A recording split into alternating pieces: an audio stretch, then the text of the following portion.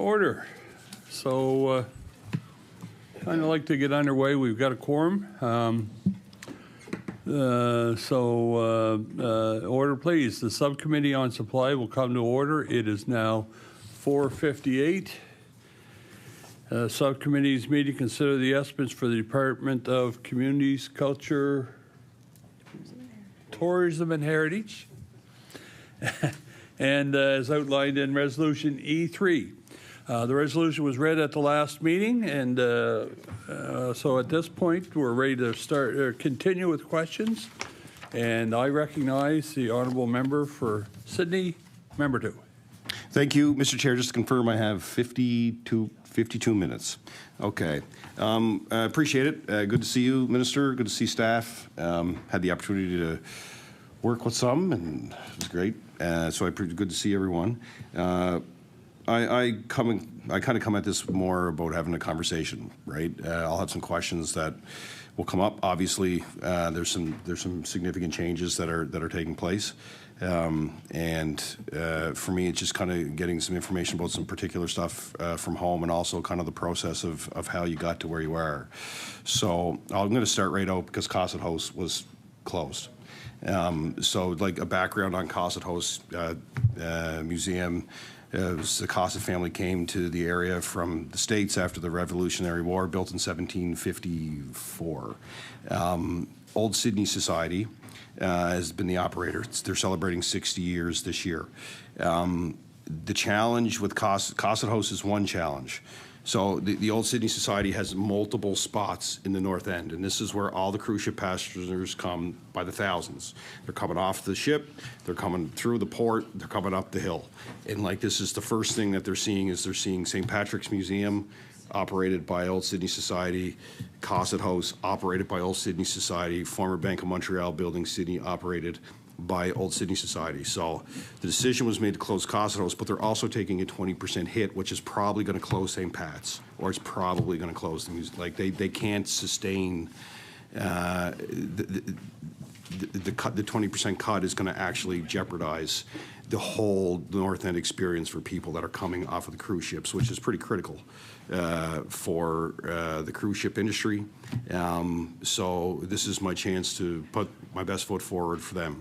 And I'm sure the department will probably hear from the port themselves about it. Like if you're in Sydney when a ship's in, you just got to walk up the hill and you'll see the piles of people being given the tours by the people in costume, from period costume, going through all these facilities. So I'm just, I guess if it's questions for you, Mr. Chair, I wanted to get that out there because it's not just this museum. We're going to lose that whole North End experience potentially. Is there how did you come to the conclusion of closing Cosset House? And is the department, well, I'm sure the department's going through, I'm sure this is very difficult. I have to put my best foot forward because I don't want the Old Sydney Society to fold. It's because this is what's going to happen. So I'll leave it there if you want to provide comments.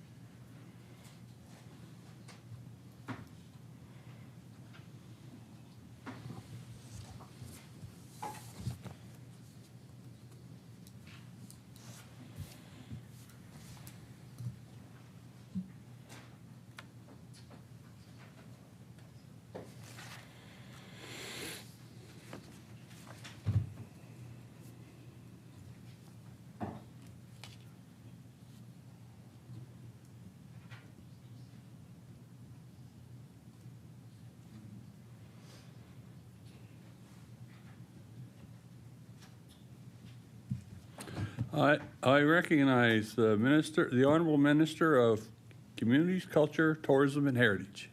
Thank you, Mr. Chair, and thank you to the member for the question.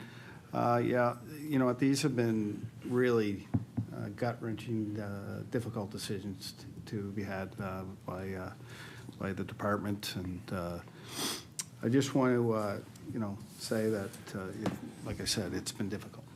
It's been tough for sure. So, first of all, I want to thank you for the question, and I appreciate your advocacy for sure. But we need to have a healthy, sustainable museum system in our province. 28 museums is too many. It's more than any province, any other province in the country. So with the decision to close the museum, close these museums represented 3% of the visitors to the Nova Scotia Museum family. And there's 500,000 people that visited museums right across the province. These 12 that we closed represented 3% of those visitors. And so we had to make a decision, a difficult decision at that, to close some museums down. I recognize the Honourable Member from Sydney, Member 2. So, yeah, and thank you for that. When you use the percentage 3%, like, are you basing that on multiple years? Like, are you basing that just on visitation over multiple years? Like, is COVID years involved with that, et cetera? Through you too. I recognize Honourable Minister of Community, Culture, Tourism and Heritage. Yes, over 5-year average. Yeah. I recognize the Honourable Member from Sydney, Member 2. Thank you. Can you provide a breakdown of all of the museums in the CBRM that would have received a funding cut? Because there's like the Miners Museum, there's museums on the north side, there's the Fossil, I believe. There's a couple. So I'm just curious to see across the board in the CBRM kind of what the impact of this decision has been.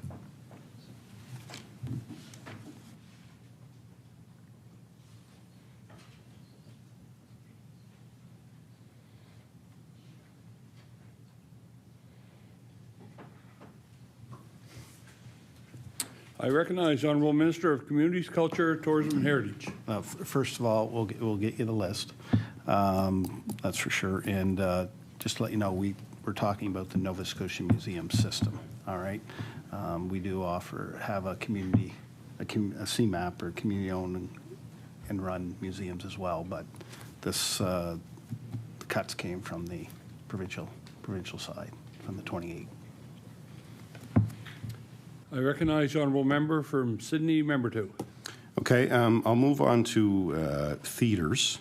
So, you know, I believe there's been some impacts to theaters. And I'm curious about the Savoy. I'm curious about Highland Arts. I'm curious about any funding and I'm not sure if any funding went to the Playhouse in Lewisburg as well. But I just know that various grants have been given over the years to the Savoy, to the Highland Arts, and to others. Have those facilities been impacted by this?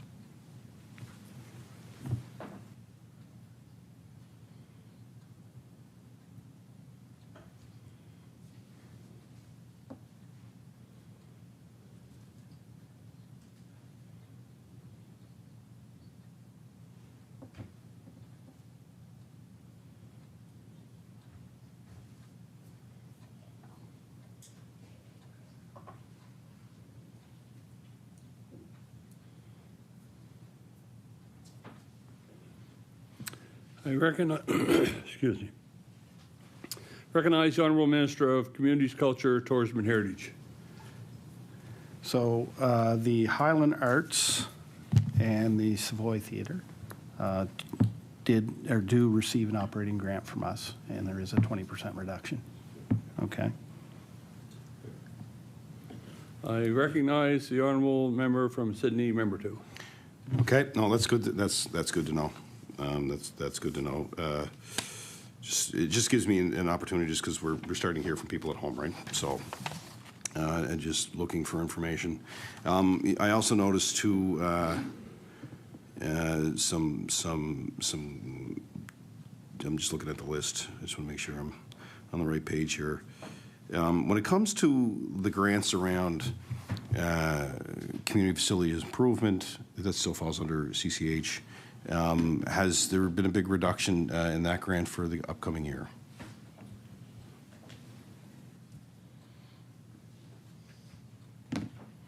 I recognize the Honourable Minister of Communities, Culture, Tourism and Heritage. Thank you, Mr. Chair. No reduction to that program. To bring it back to the operating grant, we do not provide any operating grant to the Playhouse and those. Okay. Yeah. Okay. I recognize the Honourable Member from Sydney, Member 2. Okay. As well, like the list kind of goes on and on, right? So, like I said, I could ask a million questions. So the big ones for me were, we hear a lot from Costos. We heard a lot from, I suspect I haven't been home, so I haven't had a chance to talk to Wesley or anybody at the theaters. But, and I was always curious about like some of those key grants that the halls utilize and stuff like that, right? So I noticed the business accessibility. You're planning on reducing that a bit, and there's the business accessibility and there's community accessibility, right? So are they both looking at reductions this year? Through you, Mr. Chair. Sorry. I recognize the Honourable Minister of Communities, Culture, Tourism and Heritage. Thank you, Mr. Chair. They are both reduced. They're both at $800,000. How much were they? I recognize the Honourable the Honourable Member from Sydney, Member 2. So how much were they reduced? Sorry, you mentioned the number. They were reduced by $1 million. No. Yeah. I recognize the Honourable Minister of Communities, Culture, Heritage and Tourism and Heritage. Yeah. So both of those programs, obviously, it's important with the accessibility and the goal of 2030 was reduced by $200,000 each. I recognize the MLA for Sydney, Member 2. Thank you, Mr. Chair. And I'll get into the department. What are you looking at for staff reductions in the department moving forward?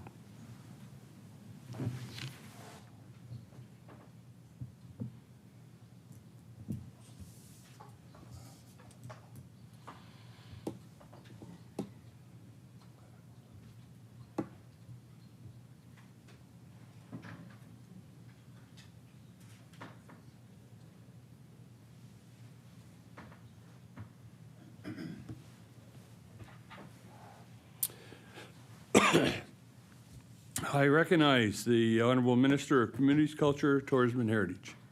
Thank you, Mr. Chair, and through you to the member.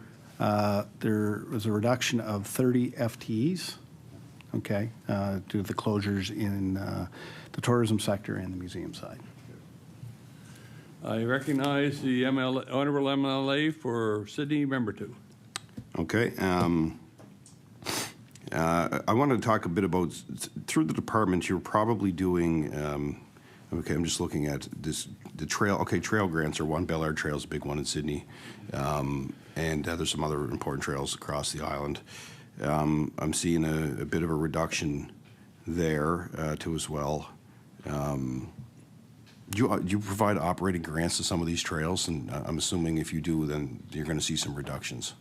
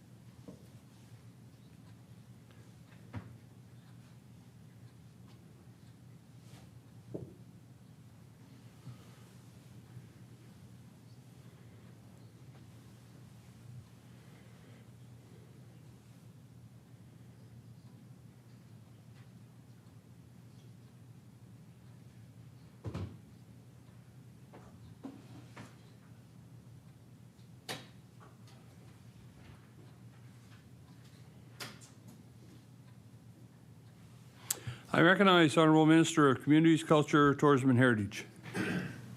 Yeah, so thank you, Mr. Chair, and thank you again to the member. Less than 10% is what the number is. We had, for example, the biggest one is the Recreation Trail Expansion Program, and that remained at 960. Yeah. Recognize the Honourable MLA for Sydney, Member 2. Thank you, Mr. Chair. I do want to talk a bit about, like I see on the list here, food security supports community food literacy and access, food security initiatives. And if you could kind of expand on what they are, and just because, like, I think about, because the department has helped Loaves and Fishes in Sydney with equipment, and it's helped, you know, like, on various other initiatives around food insecurity. So if you could kind of explain what you mean there and what the cuts look like, I'd appreciate it. Thank you.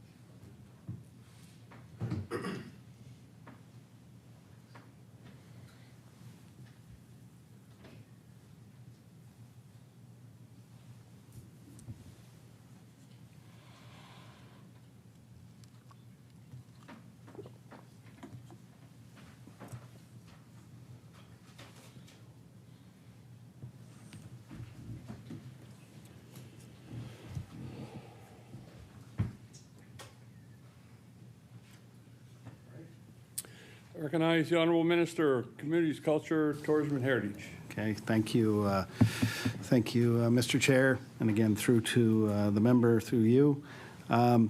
So the Farmers Market Nova Scotia Co-op Nourishing Communities program is the coupon program. It remained at $422,000. The local food security initiatives like Food and Bellies, so Food Council's Cape Breton Food Hub, budget was $577,000. There was a slight reduction, $170,000 reduction in that area. And then the Community Food Access and Literacy Program, there was a cut of $100,000. It was budgeted at $200,000, so 50%. But I would like to reference back to, if I can, just our most recent program, the new Feeding Communities Fund. It was the one-time funding program created from the proceeds of the sale of the U.S. alcohol, and we had $2 million available for identified organizations, and then another $2 million in application-based funding, and there was over 350 applications for that funding. So just wanted to let you know that, is also providing funding to other community projects that help with food security. So, all right. I recognize the Honourable MLA for Sydney, Member 2. Thank you, Mr. Chair. I'm just kind of going all over the place here, so it's like rapid fire. My theme's kind of around the island a bit. I'm looking at the Gaelic College. So Gaelic culture activities, you're seeing a 50% reduction. I'm assuming that's all tied in with the Gaelic College or Gaelic education. 67, 68, 69 on the list. Yeah. Yeah, that's sorry. So the question is, Mr. Chair, I was just the question is what kind of impact is that going to have on the Gaelic College when it comes to the students that are there and the programs that they're going to provide?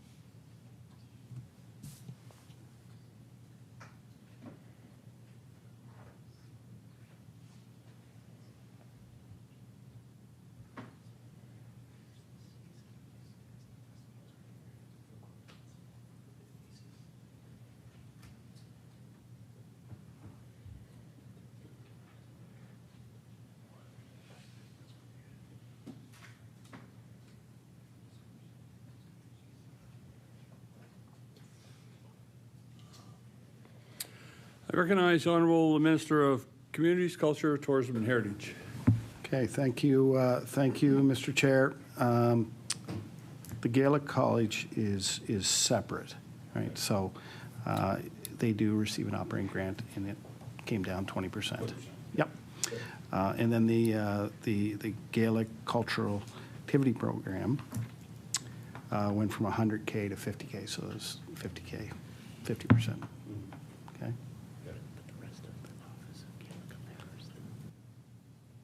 Oh, sorry. Yeah, and the rest of the Office of Gaelic Affairs is maintained. Yeah. Recognize the Honourable Member for MLA for Sydney, Member 2. Yeah, thank you.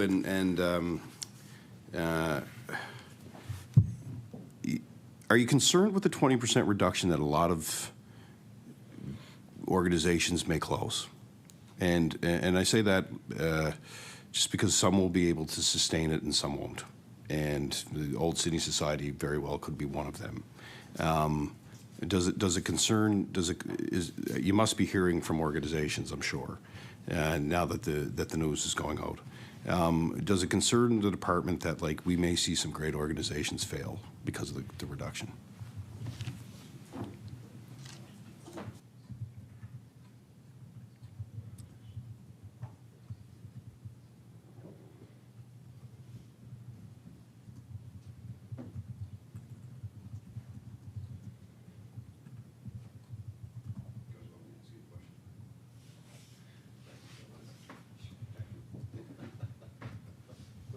He's okay. He can defend himself.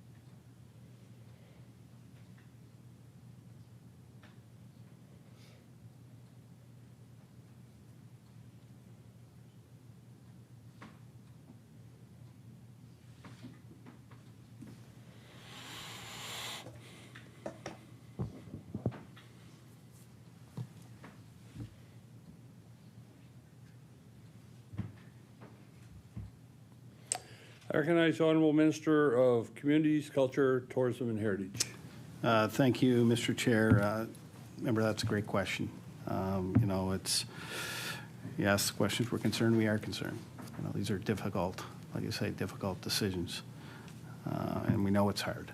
But a few years ago, I just want to let you know, this government provided increases to a lot of organizations in 2022. 20% reduction, they are still getting more than they were in 2022.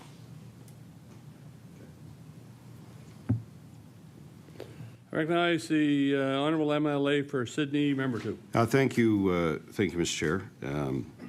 So I'll move on. I'm going to keep going through the list here, and I see, for example, there's a line 85. It says anchor organizations.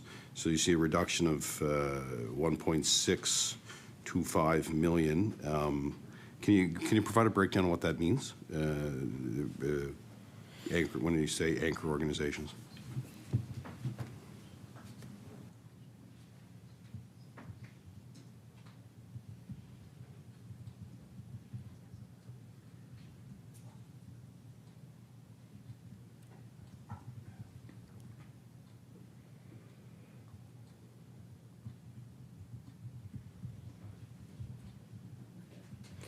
I recognize the Honourable Minister of Communities, Culture, Tourism and Heritage.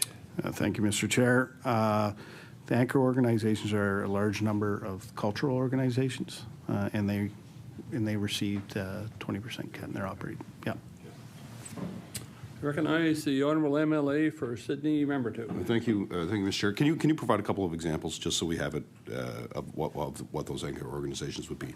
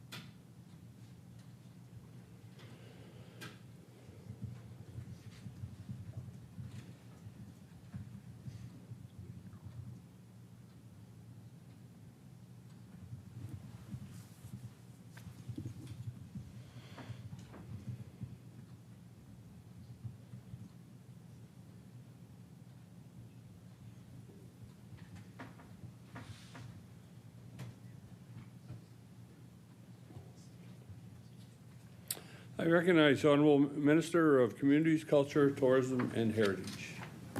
Thank you, Mr. Chair, and I'll give you a couple, but if you want more, we definitely can. So, Music Nova Scotia, Theatre Nova Scotia, and Visual Arts Nova Scotia. Okay, and there's roughly 60 of them. Okay. Okay. Okay. I recognize the Honourable MLA for Sydney, member 2. Thank you, Mr. Chair. I appreciate it. I just wanted a sense of what that meant. I'll do the same thing with line 87. I'm looking at provincial sport organizations. You're seeing that would be 20%. Would that represent 20%? Am I right in saying that? They all represent a 20% reduction. When you say provincial sport organizations, if you want to provide a couple of examples of that too as well, appreciate it.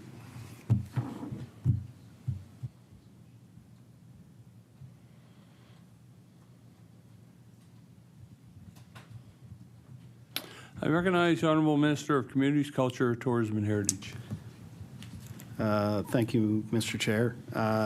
Soccer Nova Scotia, Hockey Nova Scotia, Baseball Nova Scotia, and again, like combined with 20% cut. Yeah. I recognize the Honourable MLA for Sydney, member 2. Thank you, Mr. Chair. I just want to see which ones I'm missing here.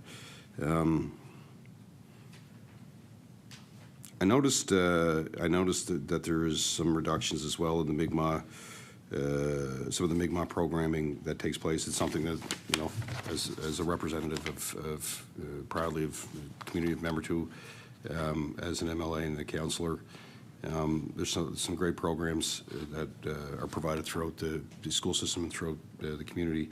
So are those, so 62, 63, I'm just looking at, you're seeing some reductions there too as well. Are they programs that would be like across the province, or are they through the school system? Are they partnered with First Nations communities across the province?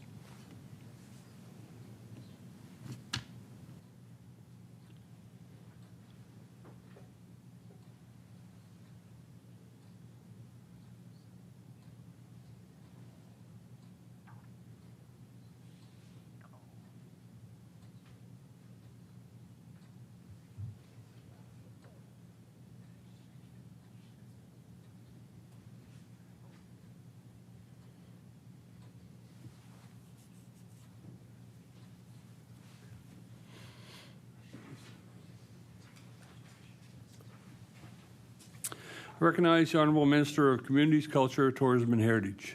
Thank you, Mr. Chair, and to the member. They have been reduced, but they're, and again, difficult decisions when these things come, and these programs that you mentioned are application-based. Yeah. Recognize the Honourable MLA for Sydney, member 2. Thank you, Mr. Chair. I do want to look at, so get an explanation on 46, 47, 48, 49, which is Let's Get Moving program evaluation. That's a full cut. Let's Get Moving PA counseling. That's a full cut. Let's Get Moving, Workplace Tools, full cut, and Let's Get Moving, Connect to full cut. So do you want to provide the rationale for, it seems like you're completely cutting a program out?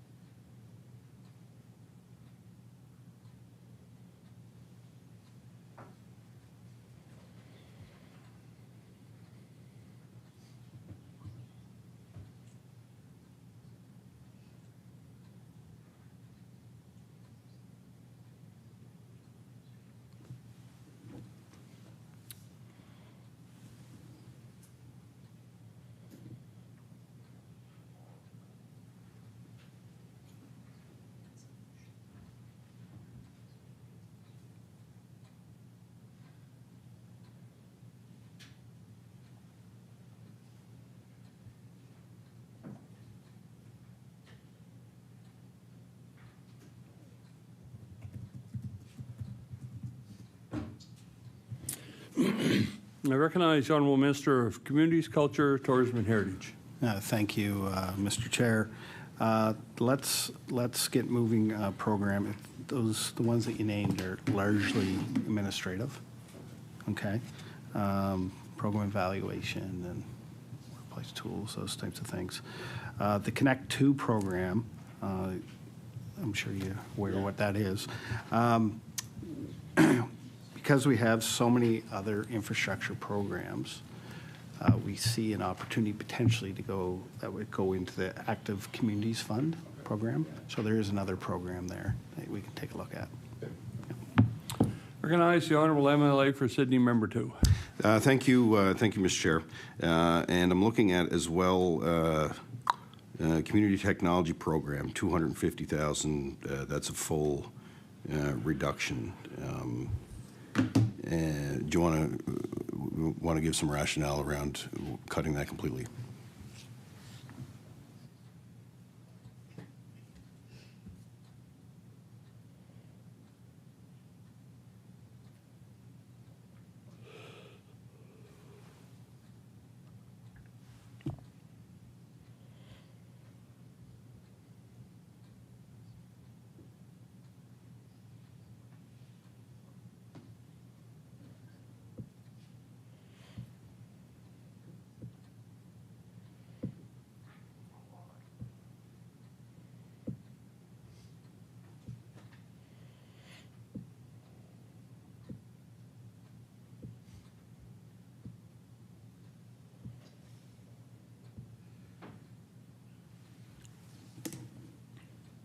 I recognize the Honourable Minister of Communities, Culture, Tourism and Heritage. Thank you, Mr. Chair. Again, one of those another difficult decision of a program. Basically, it's been around for a long time. And basically, it was get public access to computers. And now we have that in through our library system. We have access for people to go in and get public access. And that was, there's so many different ways to get to a computer, and the libraries being one of them. We just felt that was a place that we could take a step back. Recognize the Honourable MLA for Sydney Member 2. Thank you, Mr. Chair. And let's talk about library system for a sec. Looking at some great libraries around the province, are you looking at a reduction of the overall operating grants for the libraries?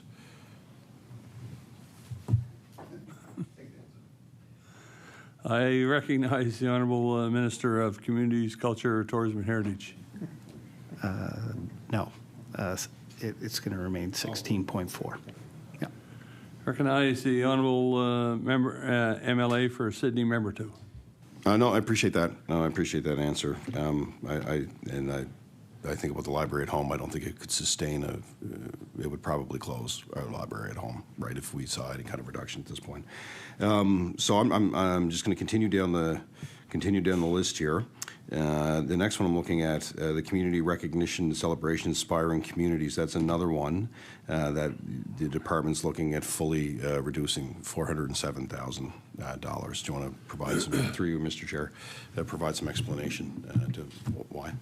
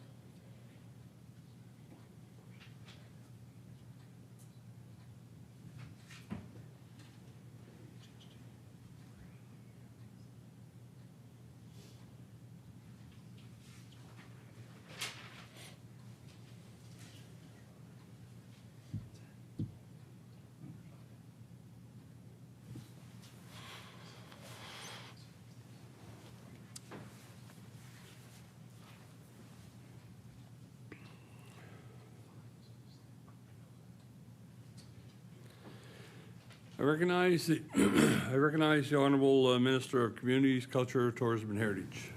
Thank you, Mr. Chair, and through you to the member. The program is coming to the end, and we decided not to to continue it. But IONS through LSI is doing something. Yeah. So just to be clear, IONS is the group that delivered the program. Yeah. I recognize the Honourable MLA for Sydney, Member 2. Thank you, Mr. Chair. I appreciate it. I do want to talk about the Visitor Information Center on the island, the one that's at the Causeway that closed. It seemed like it was a spot where everybody kind of stopped when they came over the Causeway, and I know that the world evolves and digital plays a big part, and people find lots of ways to learn about the province and all that stuff. But can you provide some rationale of why that center?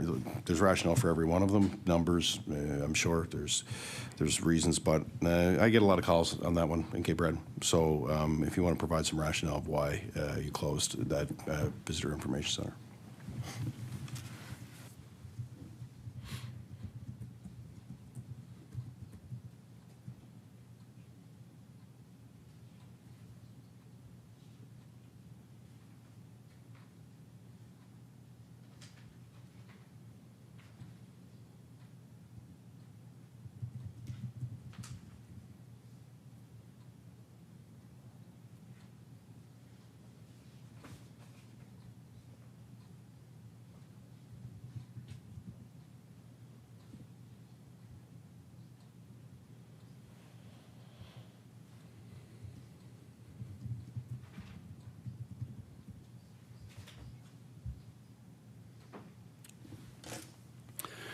I recognize the Honourable Minister of Communities, Culture, Tourism and Heritage.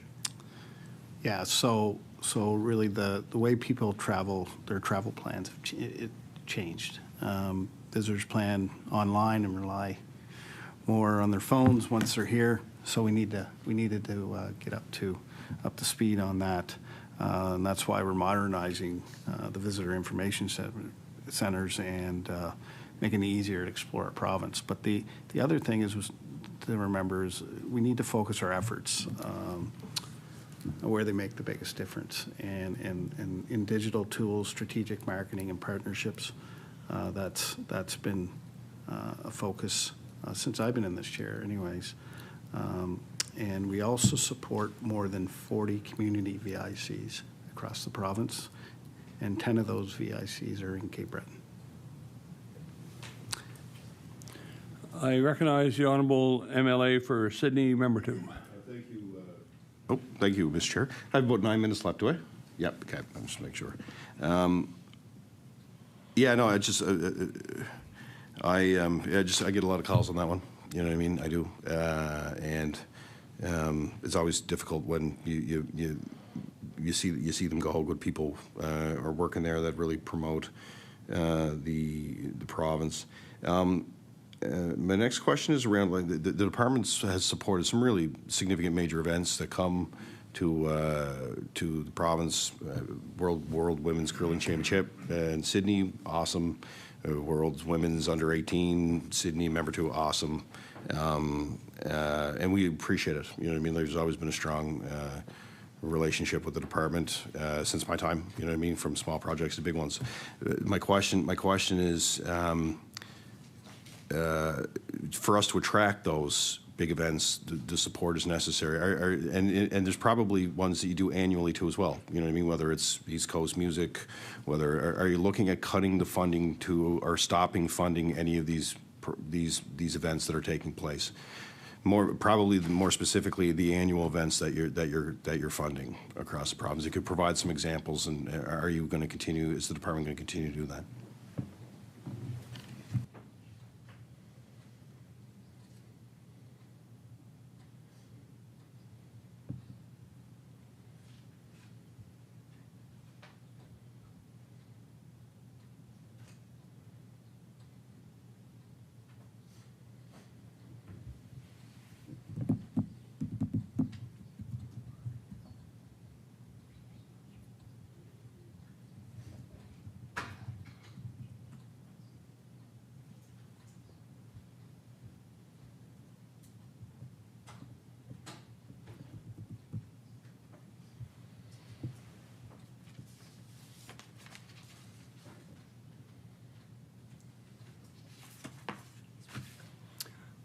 I recognize the Honourable Minister for Community Culture, Tourism and Heritage. Yeah, excuse me. Thank you, Mr. Chair.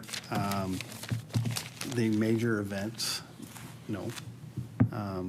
There is a smaller reduction in the festivals and events, those smaller dollar figures. But I can tell you, firsthand being in Cape Breton for the World Women's Under 18, the support, you had mentioned it in the House, and 100% agree. It was amazing. It was an amazing event. You brought the world to Sydney Member 2, the buildings were packed. The women's players and coaches, they were engaged. What I really liked, they got engaged in the community. They really did. That was huge, whether it was an exhibition game out at CBU, where, our government was fortunate to provide $8.2 million to invest in that facility and the reconstruction of the first and only women's hockey arena in the country. And that's something that, all Nova Scotians, especially Cape Bretoners, should be very, very proud of and honored. Being a former CBU grad, I know I'm very, very proud to have that facility in that community. And taking a tour of that facility while I was there at the World Women's Under 18 was just amazing. So the major events, we're going to continue. They draw really good economic impact. Celtic Colors, to name one, it was huge. East Coast Music Awards are coming. Canoe 26 is coming back in the water here in Nova Scotia. So lots of great events happening. Sail GP, I can rattle them all off if you'd like, but they're great. No, they're great. They bring people out. They spend money, and they're really good. The hotels, restaurants, bars, you name it, it's full. And like the Women's World Under 18, truly, the midwinter of January, right? It's impressive for sure. Thank you.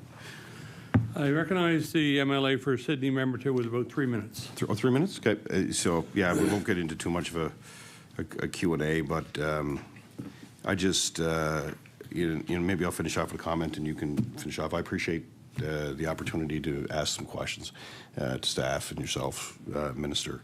And it's tough. This is tough. And I am also very appreciative of how tough it is on the department, right? You know what I mean? We're all humans, and I've lived some tough decisions in my time. 5 years ago, people marching around the legislature, there was a lot, right? And these are tough, and they're gonna impact a lot of organizations.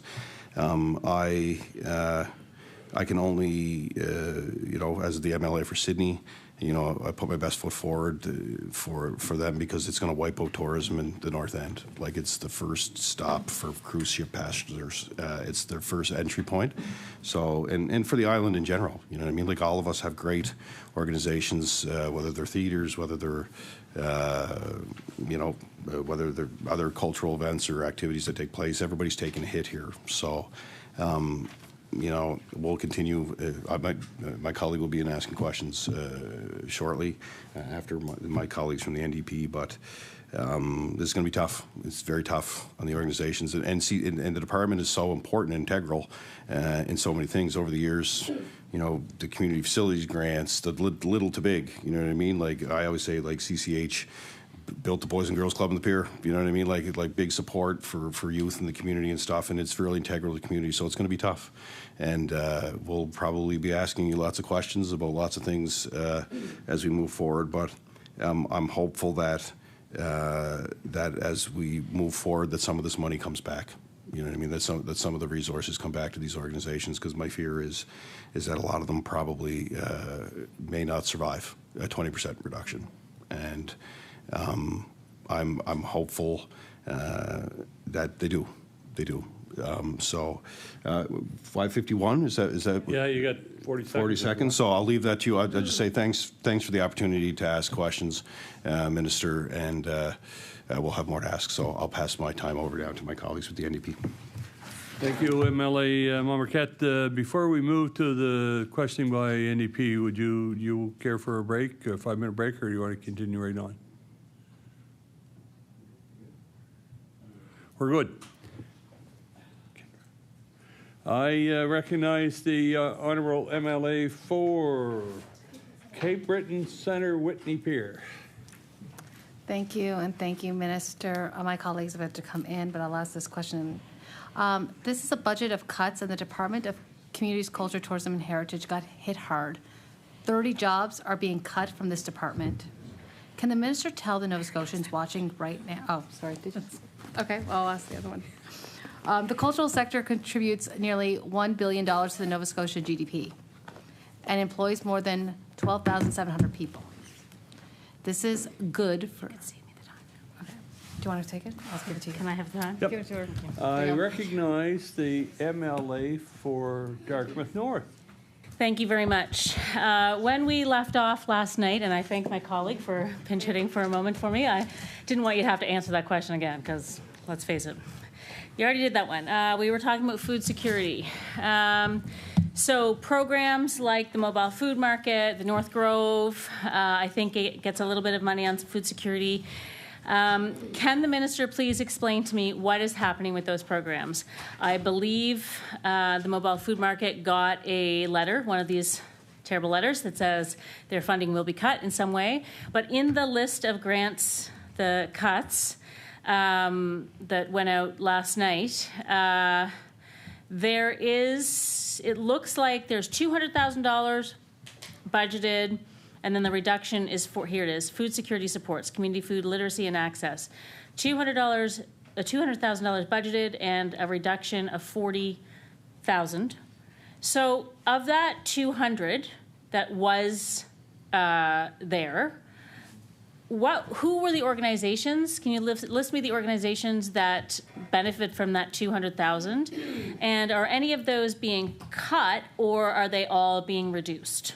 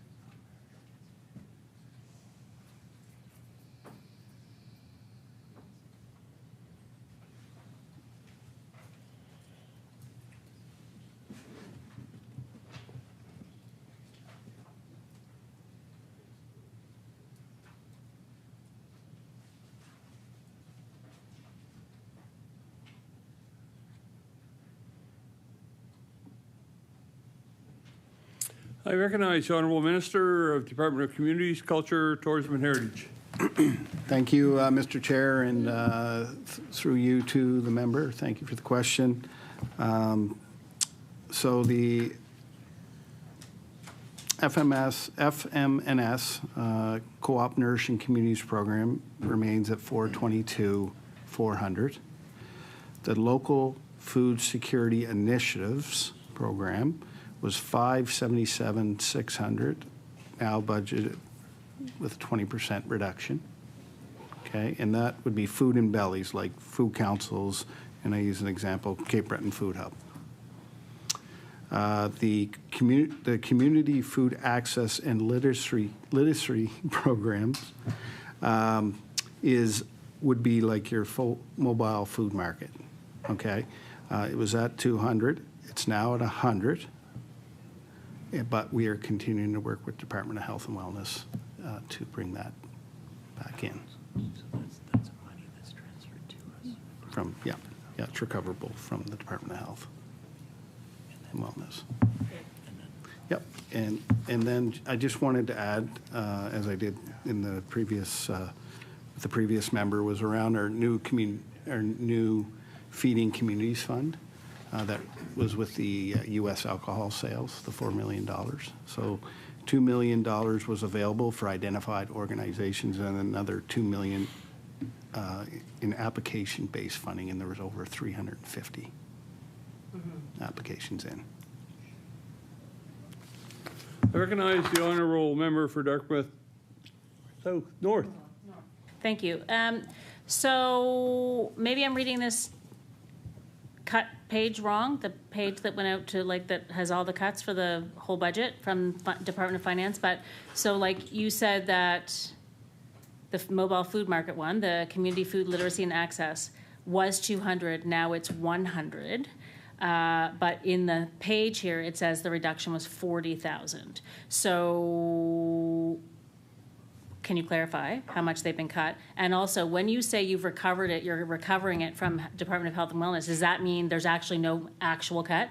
Like, are you getting the cut 100,000 from health, or are you just getting the 100,000 from health?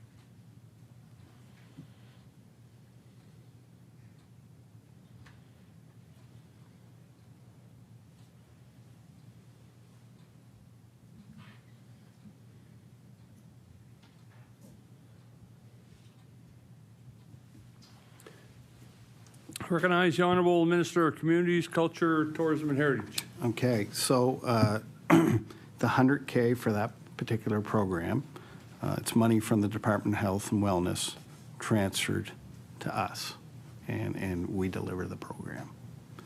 To answer your question, the difference between the 40K and the 100K, we'll have to get back to you on that. Okay, so right now the budget is 100K. Oh, sorry, order. I recognize the honourable member for Dartmouth North. Okay, so, but right now, as of this, or when this budget passes, the budget for that particular program will be 100,000. And how many organizations get money from that 100,000?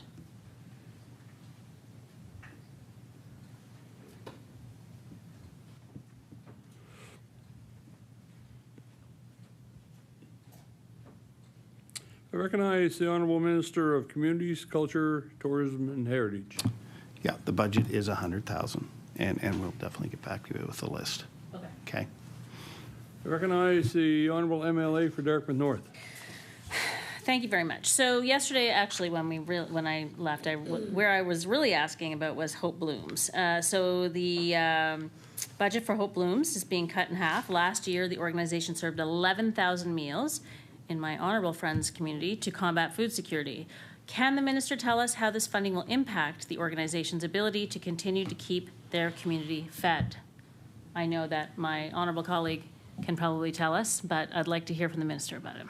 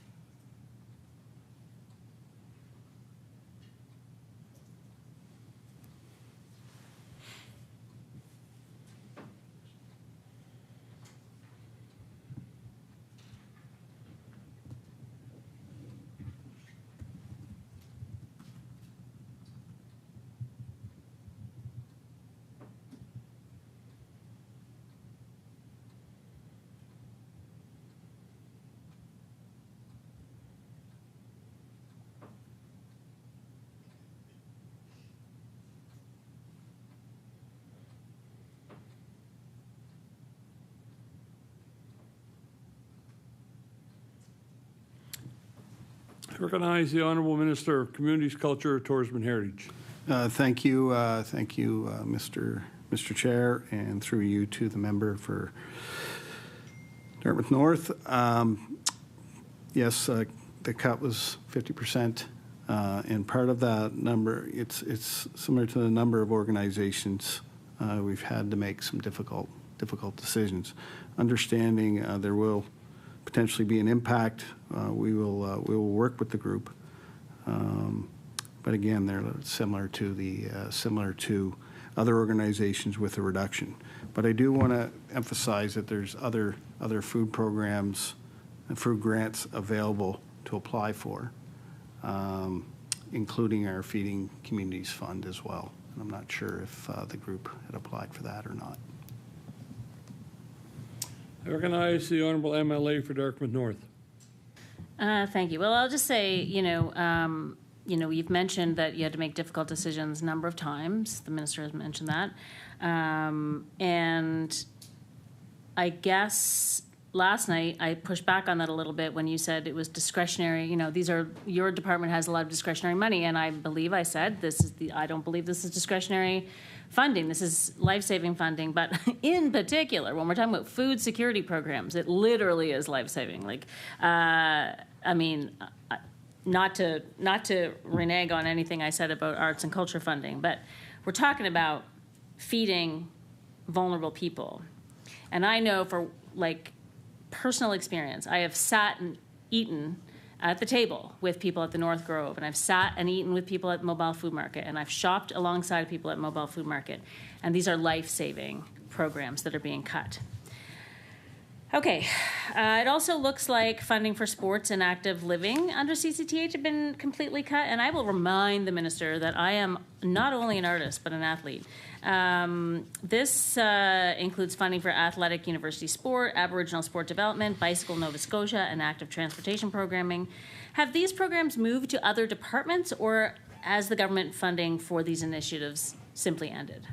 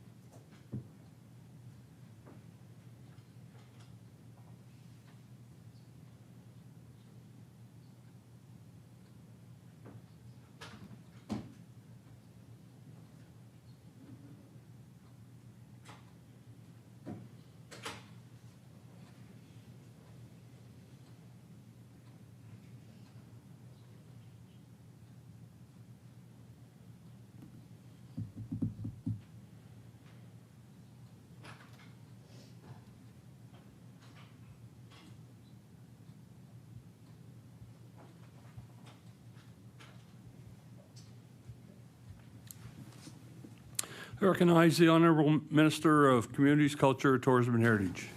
Thank you, Mr. Chair, and thank you to the member. There are programs that have been cut or have ended. AUS Sport would be one of them. And they are, to answer that question, they are not being transferred. These organizations, or this organization in particular, would have the opportunity to apply for further access to programs that we offer as well. And I can say Aboriginal Sport is a bilateral agreement, so there's no change. And Bicycle Nova Scotia receives core funding with a 20% reduction. But also support for sport funding for organizations is still there. I recognize the Honourable MLA for Dartmouth North. Okay, well, that's somewhat good news. Funding for African Nova Scotian or African cultural activities, African Heritage Month proclamation, and the decade for persons of African descent have been cut in half. What consultation was made before the decision to have their funding amounts? What consultation was done before the decision to have their funding amounts was made?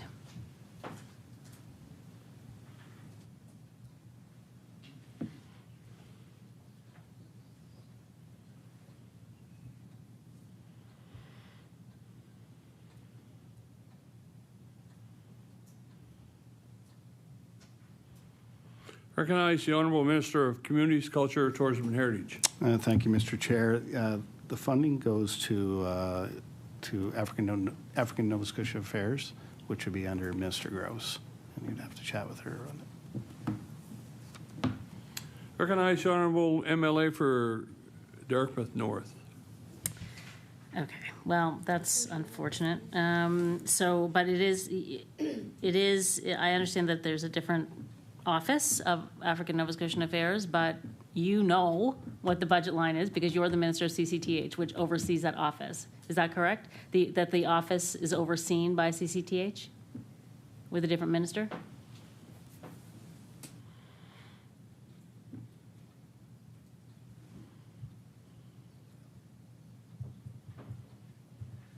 Recognize the Honourable Minister of Communities, Culture, Tourism and Heritage.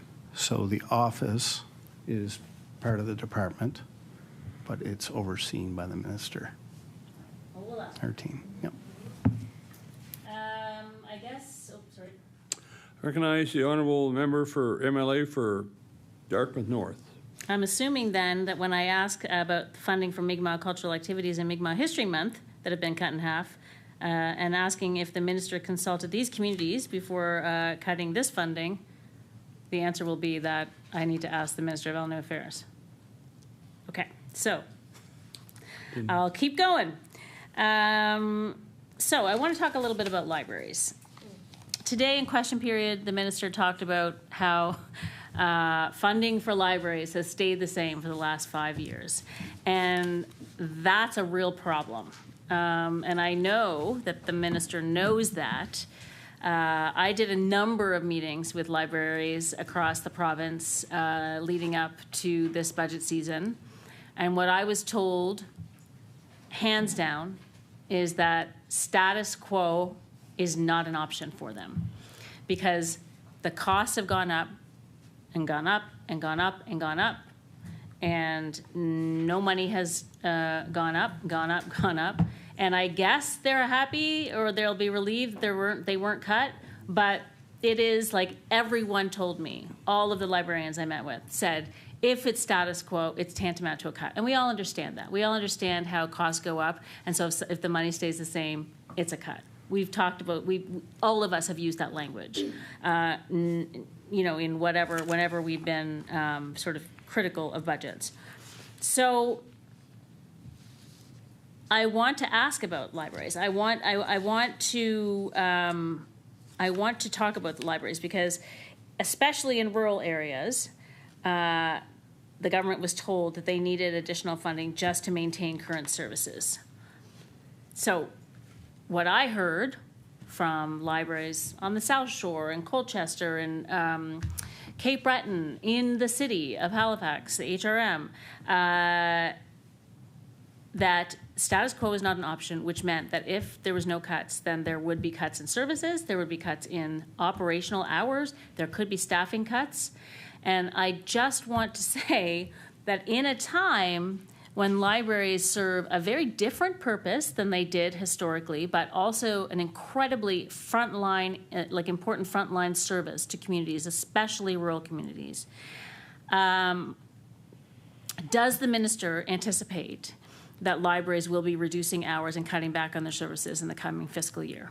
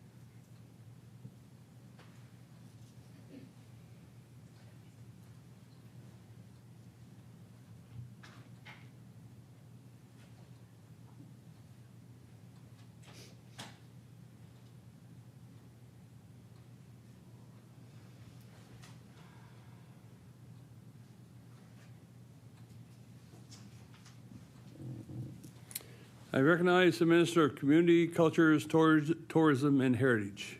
Thank you, Mr. Chair, and I understand libraries play a valuable role in communities right across this province. I had the opportunity and the privilege and the honor to travel around and meet with regional boards, and actually even at NSFM I met and spoke with a few municipal councillors as well, and understand some of the challenges. But again, you know, we've made we've had to make some difficult decisions, but we're pleased that we were able to maintain the operating funding for libraries at the current level for next year. So that would be operating at 16.4 million, and the library development fund of 500,000. Having said that, libraries also received bridge funding in 800,000 in 24-25 to support operations, and 25-26 another 800K, and again in fiscal 25-26 another 800K, totaling 1.6. So we've continued to help them along with their operations. When it comes back to making decisions on scheduling and programming, obviously that's the regional board that represents those libraries in the region, and that they would run their operation and hopefully continue the services and the valued services at that in all the communities right across this province. I recognize the Honourable MLA for Dartmouth North. Thank you, Mr. Chair. Now, look, yes, I know that the continued amount is $16,471,000, the bridge funding $800,000 every year for 3 years. to me, and I know to the deputy, this suggests that that bridge funding is required for core funding, because otherwise it wouldn't be called bridge funding. It's literally bridging them to the next year when they get the same $16 million. So that suggests or proves that 16 is not enough. That extra 1 point whatever million that you just quoted, the 800,000 times 3, so whatever that is, oh my God, 2.4 million. That should be in this budget. So this budget stays at 16,471,000. Is there going to be another 800,000 that's found from somewhere to bridge the libraries again until next year?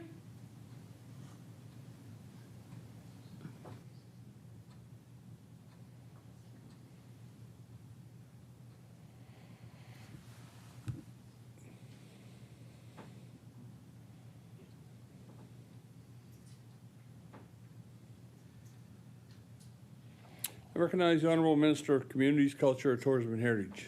So we'll continue working with Coral on the operating challenges that the library system sees. But I got to reemphasize that we've maintained the number at 16.4, as well as the 500,000 in library development fund. And in 25-26, Cumberland Public Library received $125,000 to support the sharing of reading materials across the province. Pictou Antigonish Regional Library, $46,000 to fund performances by Nova Scotian musicians in summer 26. Pictou County Antigonish Regional Library, $37,000 to update technology, improving accessibility for people with disabilities, including low-income users and seniors. We understand the value of libraries right across the province, and that is why we maintained the 16.4. I recognize the Honourable Member for Dartmouth North. Yeah, well, I'll just say some of the things I've heard. Well, okay, first of all, I'll talk about Dartmouth North Library. I know the Dartmouth North Library before its sewage backed up and got closed, and now they operate out of a trailer. You know, that library was providing hot meals to kids 3 days a week. That library was hosting Pride celebrations. That library was allowing people who, people who experiencing domestic violence or intimate partner violence to come to the library, which is an innocuous place to go, right? Like it's a familiar, normal place that someone can go in their community and ask for help. So those librarians and those people working there are frontline service providers. Taking care of people with mental health breaks. There's an amazing story that I heard in Cape Breton at the CBRM library there on downtown in Sydney, where there was a woman who was living on her own, and she would come to the library every day and sit and chat and whatever. And over the time, she lived alone. She was a senior, and slowly but surely, the library staff, who knew her very well, recognized signs of dementia with her. And she didn't have anyone else who would have noticed that she was experiencing dementia, except for the library workers. And they were able to connect her with the support she needed and make sure that she was safe. Like, that's the kind of stuff that's happening. I know that you understand, but budgets are about decisions. Budgets are about priorities. And you, Minister, your department, which serves so many people in so many different, very important ways, is taking the brunt of bad choices. And like whatever, you can, I'm not in your caucus meetings and I'm not in your Treasury Board meetings, but it seems like unbelievable to me that this department, which literally does frontline services, social work, food security, art and culture, which is also social work and food security and healthcare, that this is where this government is deciding to make these cuts.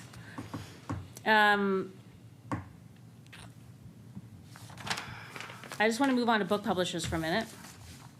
I want to read something here, just one second. This is,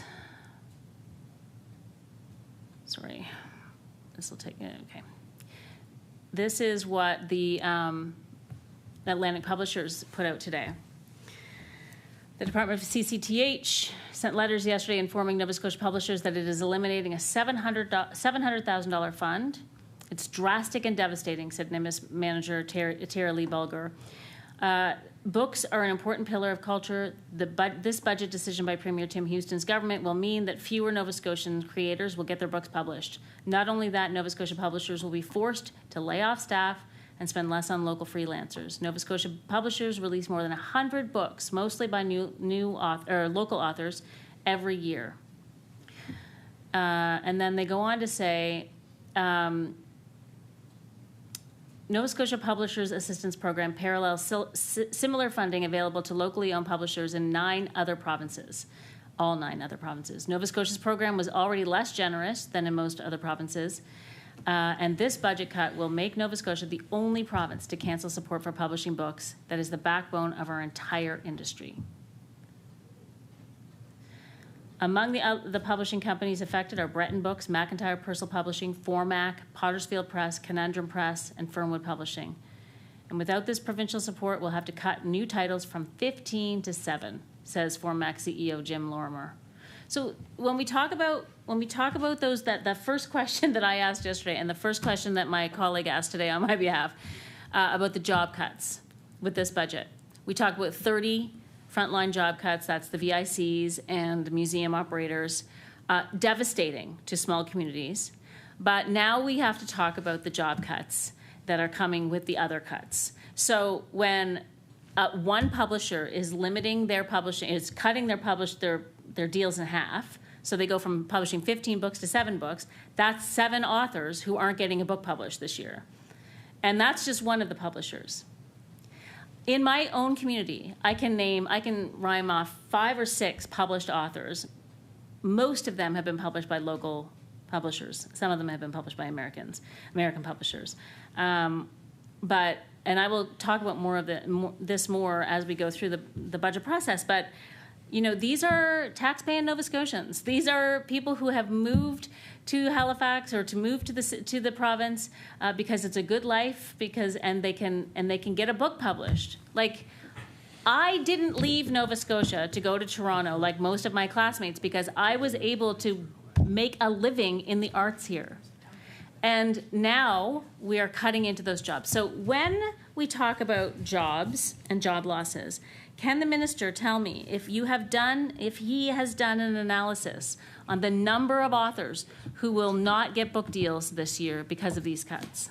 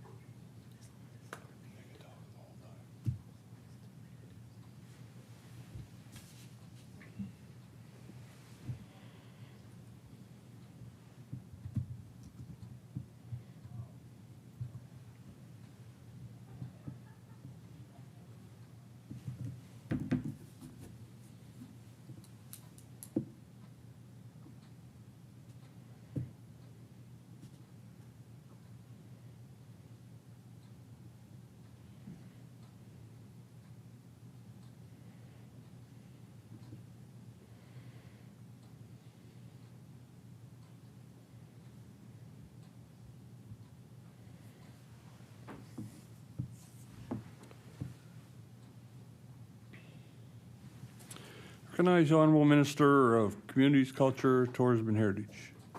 Yeah, thank you, Mr. Chair, and thank you to the member for the question.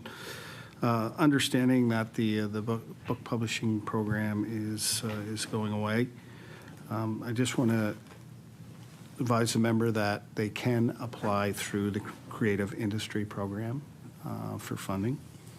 And when it comes to who's approved and who's not approved, in whether they're Nova Scotia or outside Nova Scotia, we don't make those decisions in the department. We didn't ask that to be the mandate. It's the publishers that decide. So at this time, I can't tell you how many Nova Scotia writers are affected.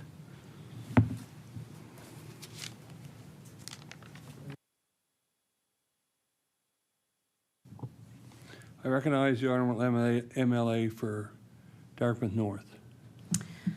Well, I appreciate that the book publishers can apply to the Creative Industries Fund. But when I look at the line of Creative Industries Fund, it's gone from 1,869,000 to 700, and then down to about 1,100,000. So it's been cut by $750,000.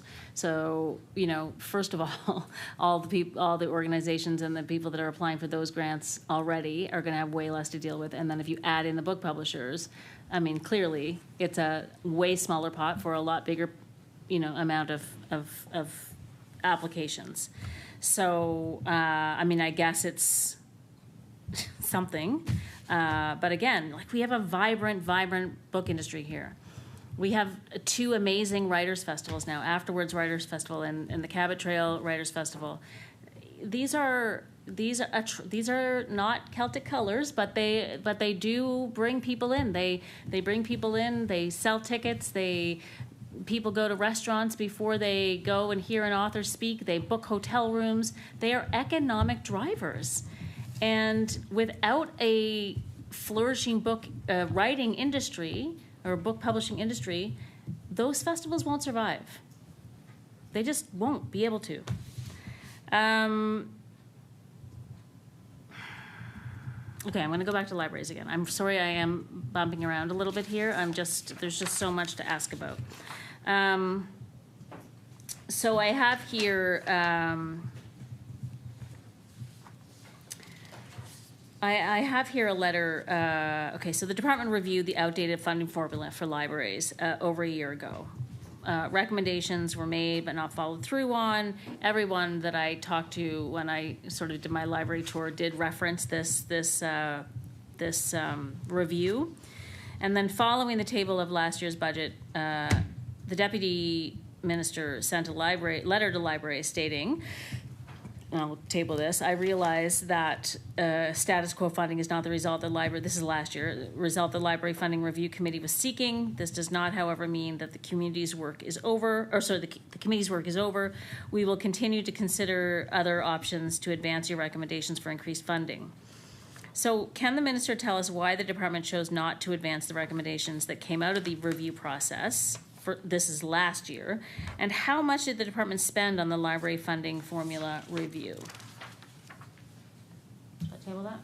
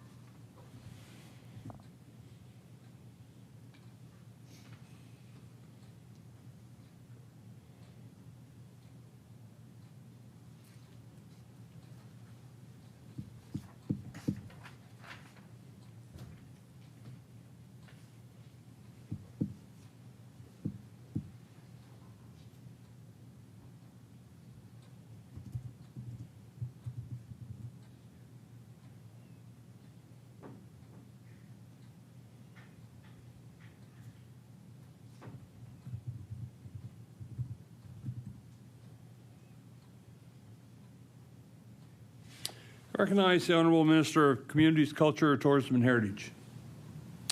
Yes, thank you again, Mr. Chair, and to the member for the question. Yes, there was a group, review committee that met with, and staff included the deputy, with Coral and reps from all the boards right across the province. They did table a series of recommendations, but at that time, I wasn't the minister at the time, but at that time, they didn't proceed with those recommendations. So that's why we advanced bridge funding and financing over the last 3 years. But the group continues to talk, and the deputy plays a large role in that. And we will continue those conversations as we move forward and work with the libraries, especially with Coral and the regional library boards on what it would look like with those recommendations. But at this time, there's like I said, the funding at this time remains at 16.4 and $500,000 in the Library Development Fund. When you ask about the cost of the meeting, I think, again, that was 2 years budget, a year ago. Yeah, so it was really, it wasn't much money at all to meet, so we'll continue those conversations for sure. I recognize the Honourable MLA for Dartmouth North. Thank you. And how much time? 5 to 6:51. 6:51, right. Okay, thank you, Mr. Chair. So Eric Stackhouse, the Chief Librarian at the Pictou Antigonish Regional Library, has been clear with the government. He told the department that libraries require funding to ensure they can cover salary commitments and operating expenses without unduly harming services and programs relied on by the public. Why is this government taking access to services currently provided by libraries away from Nova Scotians?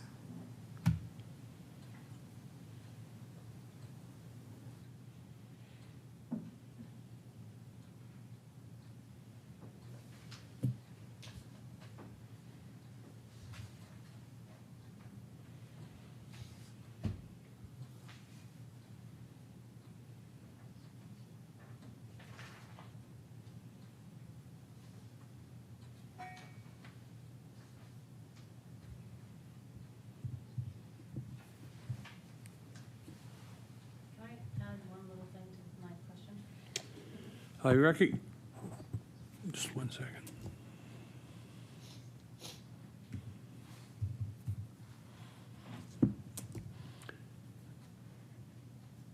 I recognize the Honourable MLA for Dartmouth North to Clarify. I just want to say that quote that I read is from a document that we received in a FOIPOP, and it was in a letter from Eric Stackhouse to Stephanie Smith, the Executive Director of Archives, Libraries, and Museums at CCTH. I'll take it. Thank you.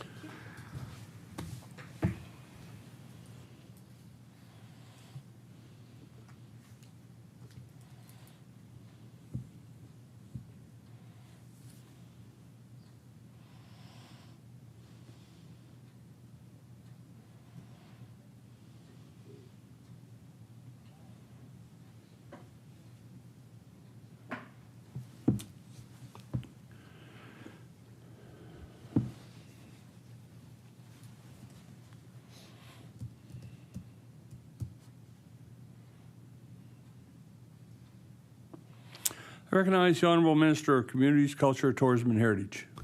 Thank you, Mr. Chair. These are board decisions, not the province, when it comes to operating and programming and how they run their operation. And during a very difficult time in a budget, we've maintained their budget 16.4 with library development funding at 500,000. And just want to be clear, we're not the only funder of libraries either. Municipalities a funder. Obviously, the province is a funder. And then they do their own fundraising internally as well. I happen to, I want to expand on it because it was a real beautiful evening. They had a fundraising event at the Colchester East Hants Library in Truro. Jeff and his team did a tremendous job at the fundraiser. It was over 250 people in attendance, and I would say more than 50% of them probably never stepped into the library before. My wife and I have actively stepped in with our children, and we value the library system in our community and the importance of what it does and what it does in each community right across this province. But for my family, it's a valuable asset, and that's why in these types of situations, it's, you know, we have to make tough decisions, but this was a good decision. We maintain their operating dollar. I recognize the honourable member for Dartmouth North. Yeah, no, libraries for people with kids, libraries are lifelines. Like the amount of times that I took my kids just to like sit around in a library. I mean, yeah, they look at books, but like really it's the puppet theater that's the most exciting part. But, you know, the baby groups, the music and whatever those classes are called, kinder music, all of that stuff, like literally a lifeline for people because they're free as well. Some of my best friends, we have a number of families in our little, you know, group of friends, but two of the families, those moms became best friends and met at the baby group at the Alderney Library. And the kids are all still very close. So yeah. So go back to the fact that in this case, and in the case that, you know, there's been underfunding or no increases for several years, and in fact, so like acknowledged by the government by the fact that there's been these $800,000 bridge fundings. You know, and I'll go back to that question about the bridge funding again because, you know, if the libraries have relied on this bridge funding to get by and get through, like, is that going to happen this year? So you know, that's out of budget spending. I'm assuming it's an extra appropriation, so maybe it's unpredictable. But you know, if that doesn't happen, then we can really call it a cut because, you know, you've been giving 100 and whatever it is, $16 million, 471 plus 800,000 every year. So if you don't give the 800,000, it's a cut. But the regional library that Eric Stackhouse works at, the Pictou Antigonish Library, that represents and serves the ridings of the member for Antigonish, the member for Pictou East, the member for Pictou West, and the member for Pictou Centre. So, and I've been to that library actually, the one in Pictou Centre, the one downtown in Pictou, and it's a great library. Were these MLAs informed about the concerns that the community was having, and were they consulted on the decision not to increase the funding, i.e., which is tantamount to a cut?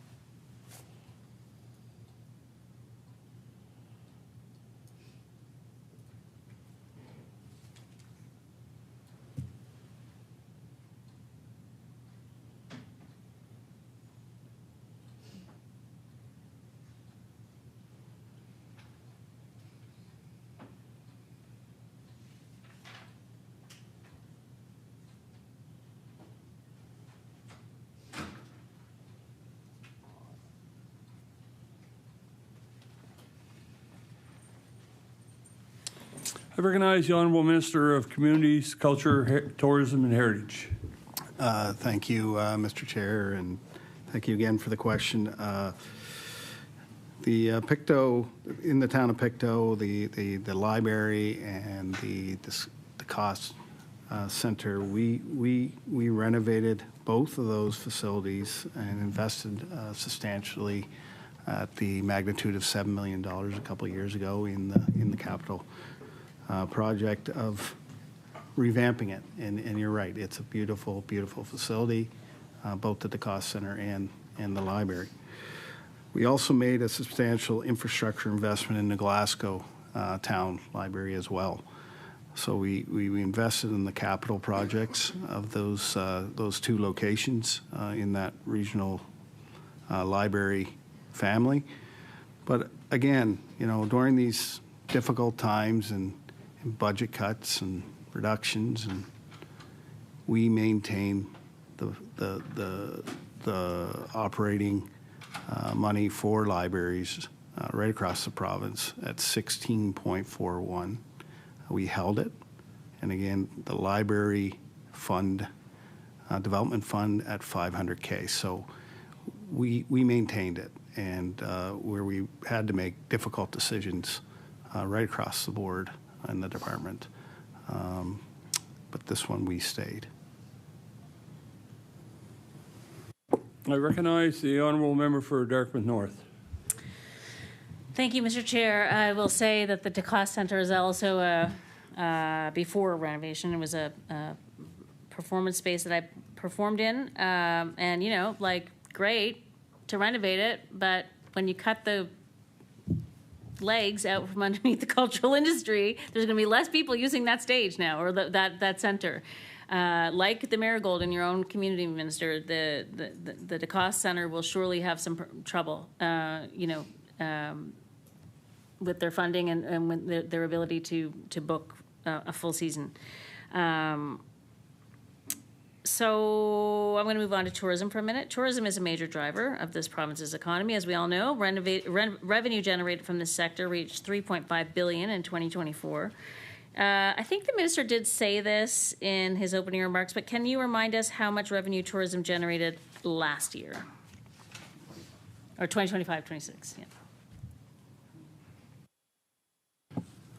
I recognize the Honourable Minister of Communities, Culture, Tourism and Heritage. $3.7 billion, which equals an 8% increase year over year. The national average is 3%, so we're north of that.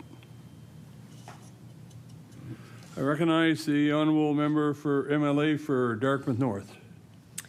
With Okay. about 5 minutes. Sorry, with 5 minutes. 5 minutes, thank you.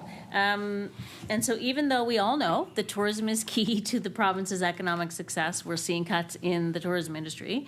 How many people will lose their jobs in the tourism sector particularly or specifically because of the cuts that are happening?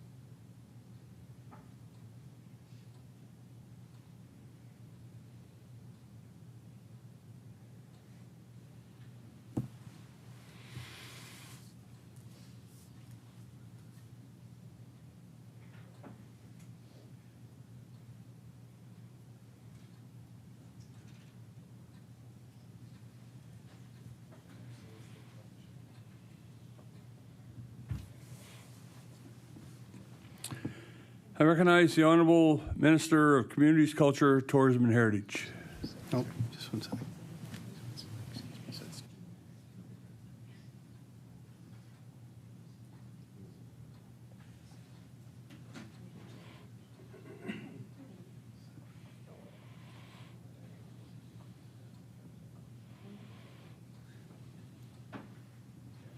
I recognize the Honorable Minister of Community, Culture, Tourism, and Heritage.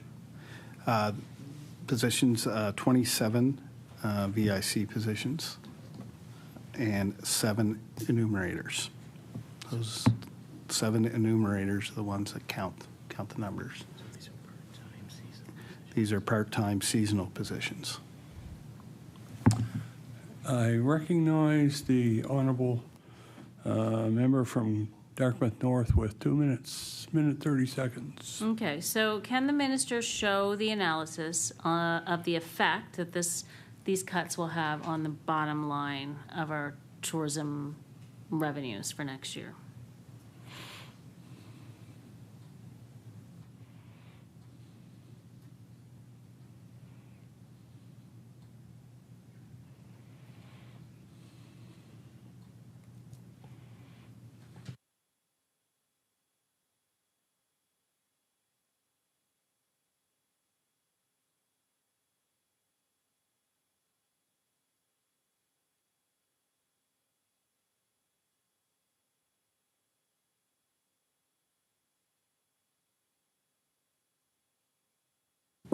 I recognize the Honorable Minister of Communities, Culture, Tourism, and Heritage. To answer the question, we do not anticipate any. Okay, and the VICs are service first. We have 40 community VICs that we support across the province.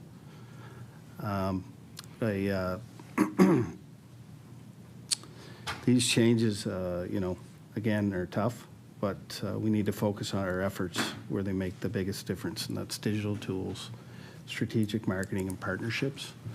And moving forward, just staying with the times of people changing the way they do travel.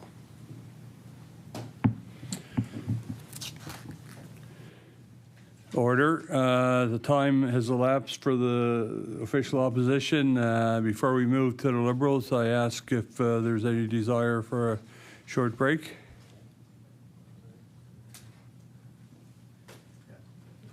We're going to take a 5-minute break.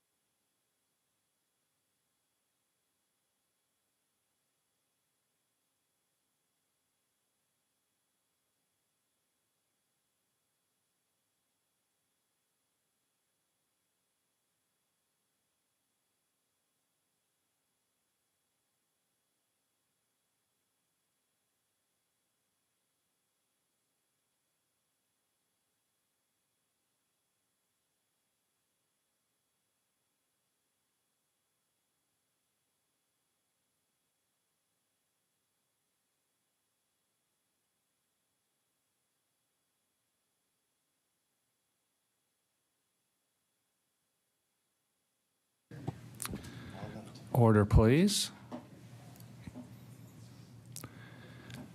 I recognize the honorable leader of the Liberal Party. Thank you, Mr. Chair, and I appreciate the staff being here. Long hours into the evening to answer questions, really important questions that Nova Scotians want more information on. I'll start that something that was brought to my attention, really serious issue around the treatment of horses at one of our museums in the province. So in recent years, we learned of the mistreatment and lack of care of horses at the Living History Museum at Ross Farm. This mistreatment was largely due to, my understanding, inadequate staffing, and several of the horses had to be removed from the property for rehabilitation. So any programming or funding cuts could mean that Ross Farm Museum, its horses and other animals on the property may be at risk for more mistreatment. So it was reported that the department had monthly check-ins with the farm staff. Just the question is, have those check-ins continued monthly?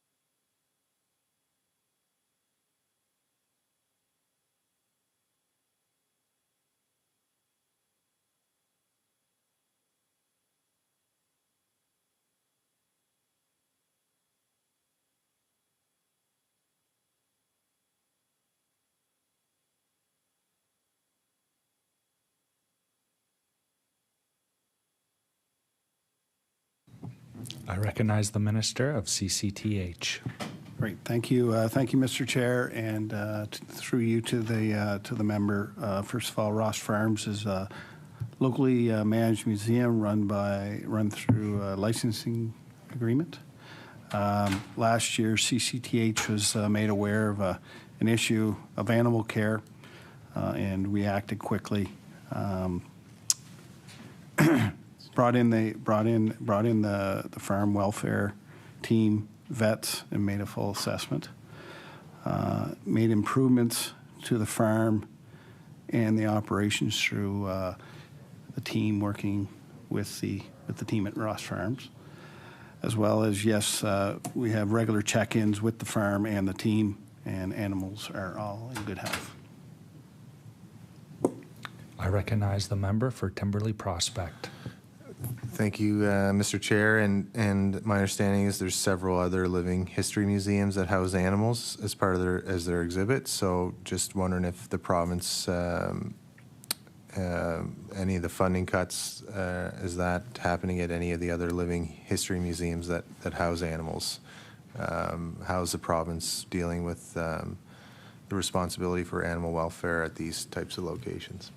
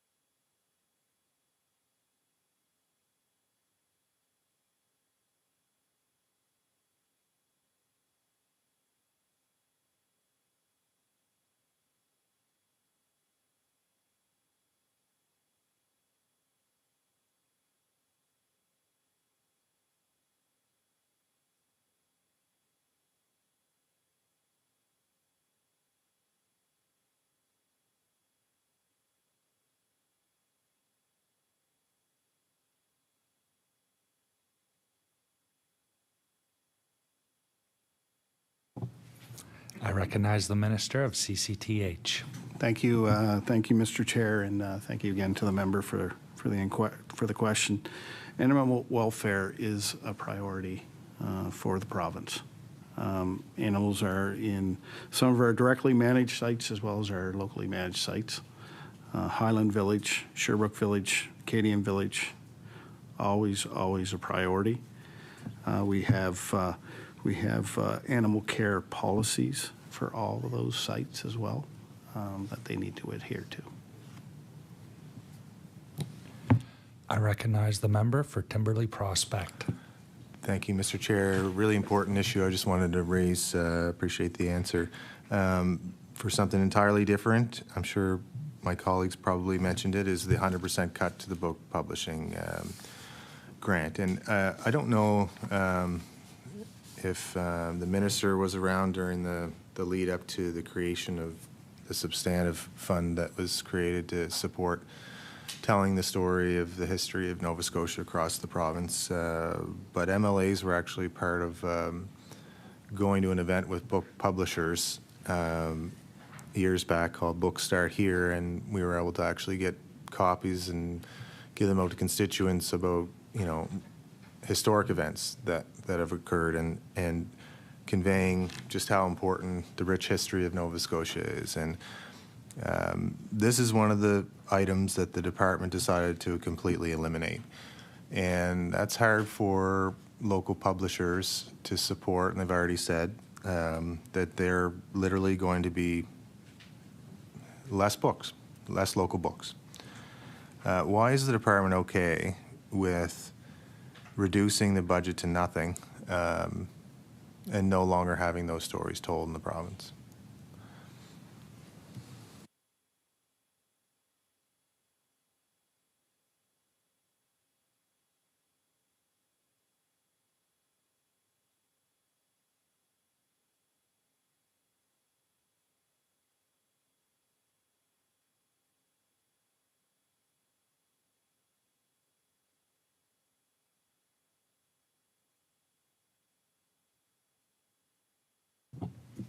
I recognize the Minister of CCTH. Yeah, thank you, Mr. Chair, and thank you again for the question. Again, these are difficult decisions that happen. But I just want to let the member know that the publishers can access programs through the creative industry program as well. And understanding the significance, but there is still a program that they can apply to. I recognize the member for Timberley Prospect. Thank you, Mr. Chair. And this program, this creative industries, is that amongst the other cuts, or is that seeing increase?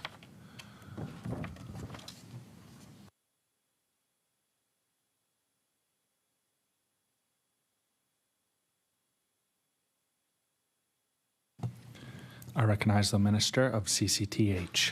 Thank you. Thank you, Mr. Chair. Yes, there's a cut of $748,400. And the new number of the budget is $1,120,600. I recognize the member for Timberley Prospect. Thank you, Mr. Chair. And I guess the member would probably appreciate that that's cold comfort that the group is going to be deferred to a fund that is also cut by around the same amount, $700,000. So over $1 million of cuts going to that creative industry that includes book publishers. And the result is less books. You know, it's, I know tough decisions have to be made, but the decision was made consciously to protect other areas, to protect libraries. But the library is only as good as the books that are in them, and we're going to have less local books in those libraries. So I think that's something that should weigh on the department when we're looking at trying to find cost savings. The film industry was protected in the tune of tens of millions of dollars, yet this fund was completely eliminated for less than $1 million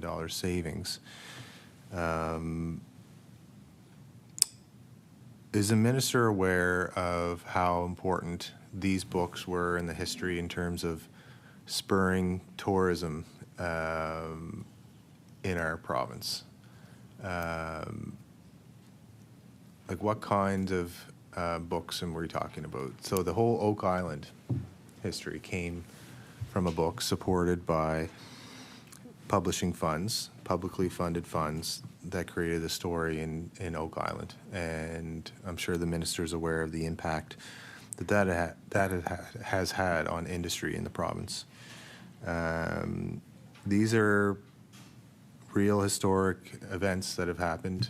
In my area, SS Atlantic has had books published to talk about the largest shipwreck off our coast, other than the Titanic, that not a lot of people would ordinarily know about. That's turned into monuments being placed and celebration of community that ordinarily wouldn't have been told without support from community. So maybe just walk me through the process. I asked the Premier this at a higher level with all of these cuts,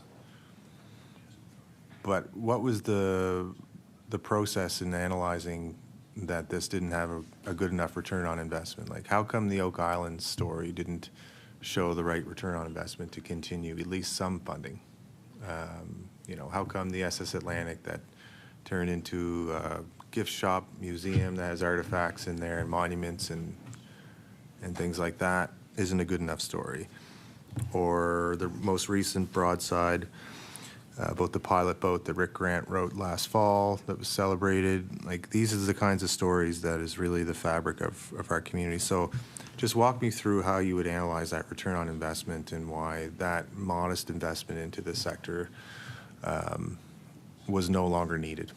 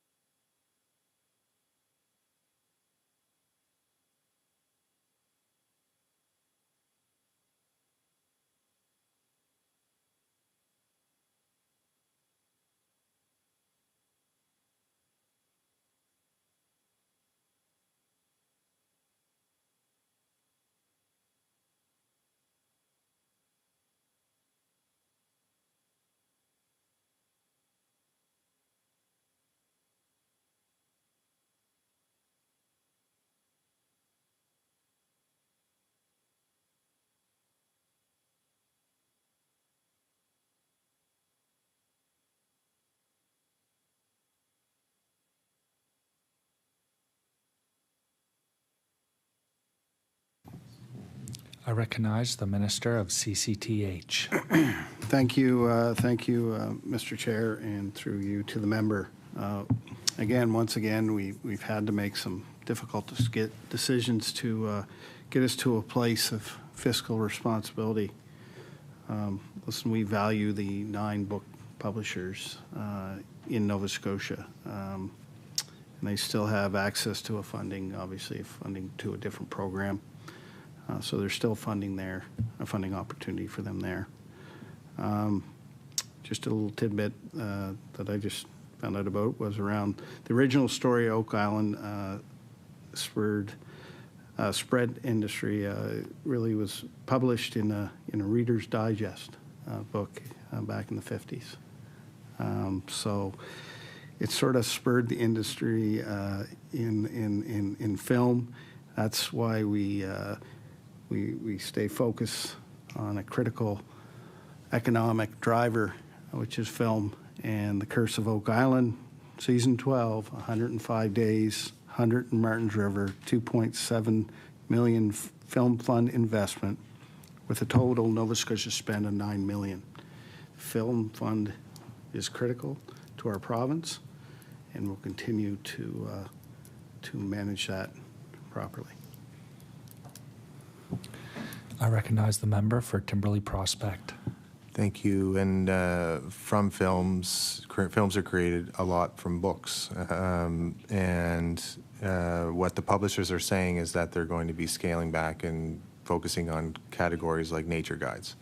So is the minister okay with only that coming out of our local publishing when literally every other province has a fund? So we are going to be the only province in the country, even places like Alberta provide significant support. I know we see some modeling of Alberta policy in terms of trying to charge people that use electric vehicles and scaling back of other environmental programs. But is the minister okay with the fact that publishers are not going to produce, Nimbus is usually doing 60 or 70. They won't be able to produce the same kind of quality books that tell our history, and that they'll be scaling back to nature guides.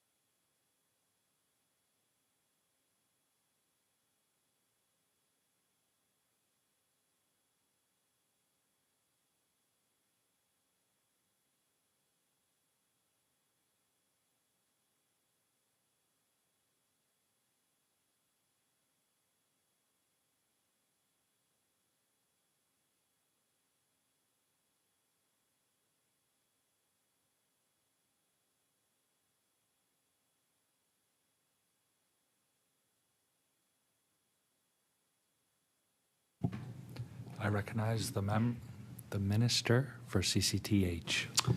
Thank you, Mr. Chair. Again, reiterate, there are 9 publishers. They do have access to another fund.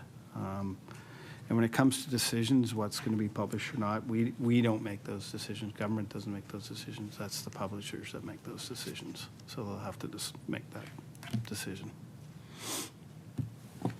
I recognize the member for Timberley Prospect. Yeah, thank you, Mr. Chair. And I do have to take the opinion of those that are working in the field and what will result in these not only cuts but complete elimination of a program that they used to work really closely with MLAs so that there was a broad understanding of the examples of how these could lead to things that benefit the economy and just recognizing our history. I think it's too bad the member from Inverness isn't here, but there's an important book in Mabou that my father was part of an editor team creating called The Mabou Pioneer. Very thick book, but it showed like the history and the whole community, very close community can draw their lineages and genealogy all the way back to the first settlers here. And it's just, I just can't imagine.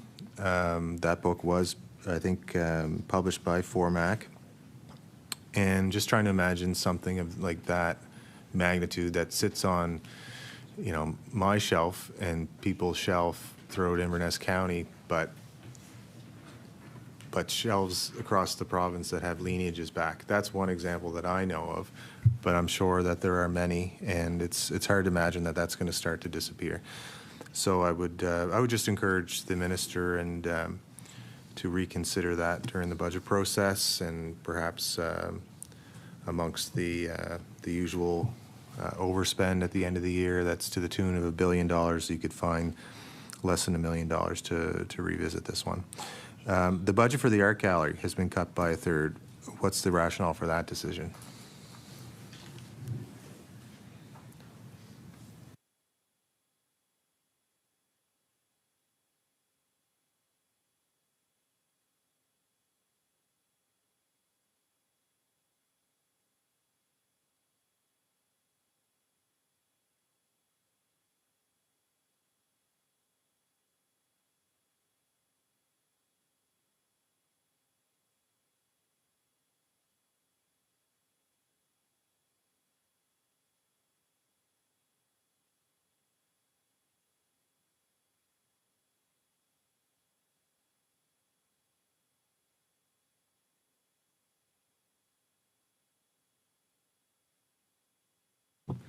I recognize the Minister of CCTH. Yeah, just to clarify, it was a 20% cut, similar to other organizations. I recognize the member for Timberley Prospect. Okay, so where does this 20% figure come from? Is it trying to align with the 20% reduction of like the civil service? Like what evidence goes behind saying the art gallery should lose 20%? Some funds all, but like where's the rationale in figuring this out, and why the film industry is the anomaly, like culture's being, hacked and sliced up in a bunch of different directions, and you have groups that support Mi'kmaq culture and African culture and Gaelic culture, and the list goes on and on and on. Where is that analysis? Like, how do you figure that out, and why is 20% the magic number for a bunch of these things?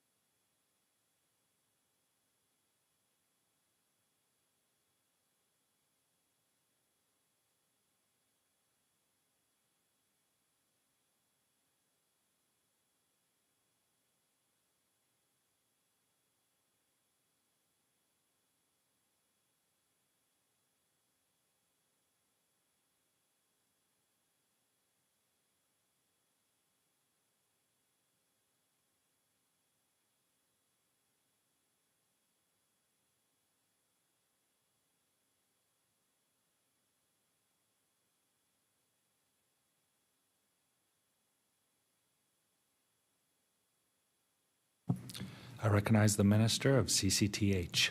Thank you, Mr. Chair. We have to, through the budget process, we had to work with the Department of Finance to establish a target. And there was a $130 million reduction, and our portion was $14 million. And to try to reach our target, there's a big portion of operating grants within our budget, and that would include AG&S. I recognize the member for Timberley Prospect. Thank you, Mr. Chair. And it just seems to me that there is an undervaluation on the importance of culture. With the exception of film, I think that there has been a kind of guardrail around protecting that fund, but not equal importance given to the economic impact from organizations throughout the culture sector. But one area that I do know the minister definitely has a passion for and supports his whole life is sport. And to see $3 million cut from community sport and recreation, we talked a little bit about trails and that impact, but the cumulative impact from the Let's Get Moving cut 600,000, the provincial sport organization losing funds, community engagement grants, recreation facility development, which really should be a lot more. The trail grants also should be funded a lot more significantly with so much strain on trail organizations. This all is important for healthy communities, and there should be an analysis of what that actually has on our healthcare budget long term and the importance of protecting those programs. So New Brunswick is going through an exercise to look at promoting healthy communities and funding that's associated with that. We have an aging population. We have some of the highest rates of heart disease and obesity and all these things, yet we're clawing back in the fundamentals on what needs to be there to support healthy population. So how could that come out of an analysis saying that that would be a good move to reduce funding that would help something? I'm not questioning the minister's commitment. He obviously spent a lot of time in rinks, and he was in my community announcing funding for a curling rink as well. So I appreciate that, and I appreciate the commitment, but just want to try to understand the rationale there.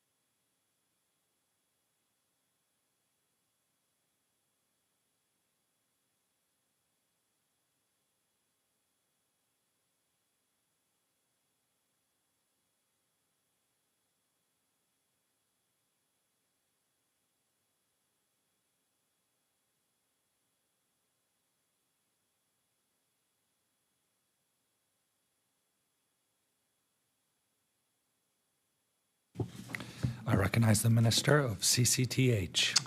Thank you, Mr. Chair, and as much as these decisions have been difficult, we still are supporting with investments in sport and recreation,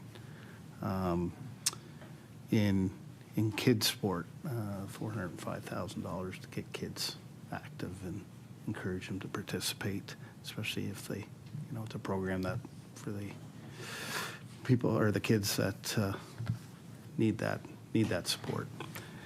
So that's getting them involved in being physically active. The other investments we can talk about too are, our facility infrastructure programs like the rink revitalization that stayed at $1 million. The community facility improvement program, again, another $850,000. But also the accessibility programs remained around $800 each. There's a bit of a reduction there of $200 each, but there's still $800 there. So that too helps people get moving, as well as the support for sport remained at $4.5 million in our budget. And again, it's investing in youth, investing in community. I recognize the member for Timberley Prospect. Thank you, Mr. Chair. I appreciate the answers, and I'll cede the rest of my time to the member for Lunenburg West, and just give her a time check if you could.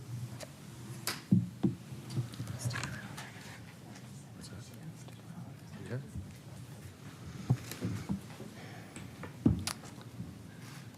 This round of questioning will end at 7:56.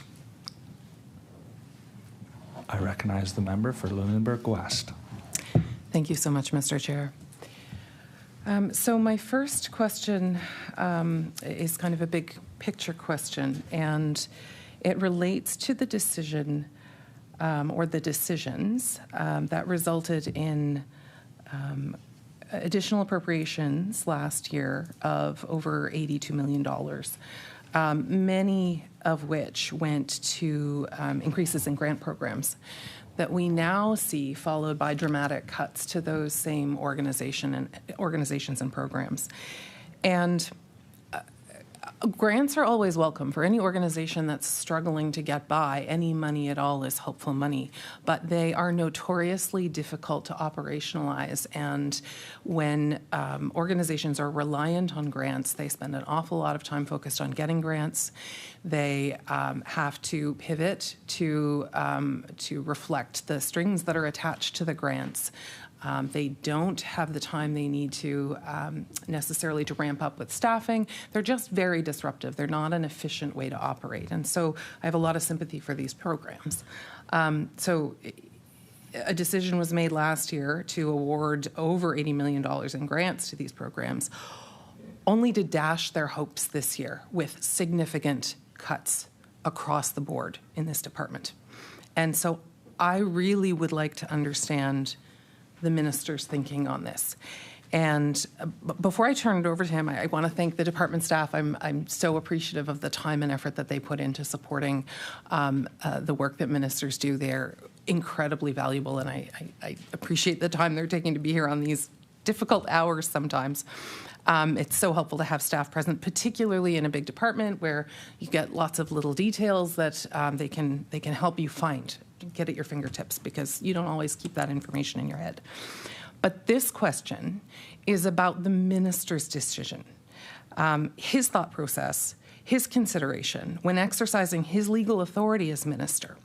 I want to ask him to provide an answer without consulting with staff who aren't responsible for the decision. I think it's important to hear what he says, not what staff have to share with him. And I think that Nova Scotians who are impacted deserve that. So I'd like to hear the minister's thought process into why he spent an extra $80 million last year in additional appropriations, only to turn around and cut these programs to the core this year.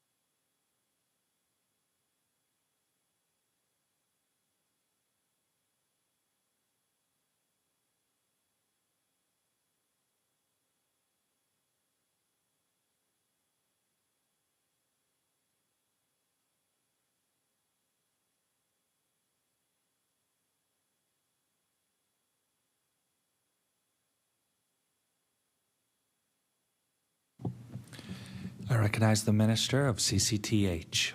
Thank you. Thank you to the member for the question, and thank you, Mr. Chair. First of all, that money was spread across the department and the province. Those are for one-time projects, not operating funding. And in our current situation, obviously, we don't have the money, and at our base budget, we had to reduce $14 million in those programs. But the flexibility helped us respond quickly to community needs and emergencies that arose. And the budget for fiscal 25-26 included an additional appropriation for CCTH of $39.8 million, including $37 million for additional investments into the growing film sector, and $1 million for the Regional Air Access Program, and $1.4 million for major events funding. And those were our additional appropriations in 25-26. I recognize the member for Lunenburg West. Thank you, Mr. Chair. I can't help but observe there was a lengthy consultation there, and I'm not clear whether, I guess I didn't get an answer to my question, but the answer that I did get obviously was the result of some input. So I'm going to maybe try again. My question is not where the money went or what it helped to do. My question is a big picture question around the minister's responsibility to shepherd and make decisions and take responsibility for his department and the overall spending of that. And what we have seen happen is we had a surge in additional appropriations last year, and yes, they went to events and film and all sorts of important things, all of which were things that were happening in Nova Scotia at the time the budget was made, so entirely foreseeable. There was no apparent reason that these needed to be done as additional appropriations. They could certainly have been put in the budget in the first place, but that's not what happened. They were not in the budget. They were added as additional appropriations with all of the problems that come with those, and the Auditor General has been very clear about that. And he made that decision. The minister made that decision. The department didn't make that decision. No staff made that decision. So he can't get the answer from the staff who are around him because this is a minister's statutory legal decision. And then the government turned around and cut all of these programs. So I'm trying to understand the thought process and logic behind that situation. And I would like to hear the minister's answer, not his staff's answer.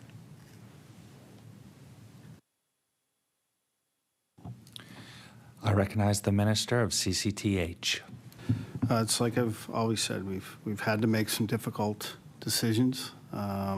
Investments we've made are working, and they continue to work. Doctor wait list is down, housing startups, and we have a free school lunch program for every kid who needs it.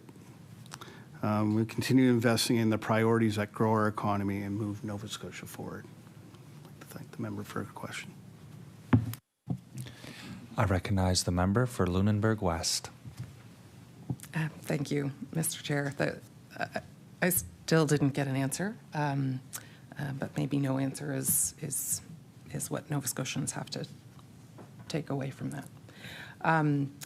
I'm going to turn my attention now to some specific and local programs. And when I was minister, these were the things that I was so grateful. Well, I was grateful for staff for all sorts of reasons, but I relied on them very heavily for these kinds of questions because they're about some specific area programs. And so I would like to look at. I'll just ask some general questions, and if I need to, I can point to some line items maybe. So, and forgive me if this information is out there and I haven't seen it, but the things that I've seen circulating about closures around museums, I haven't seen them yet in the material that we've been provided with, so I just want to make sure I've got the accurate information. I'd like to understand how museums in Lunenburg West are being impacted by the cuts.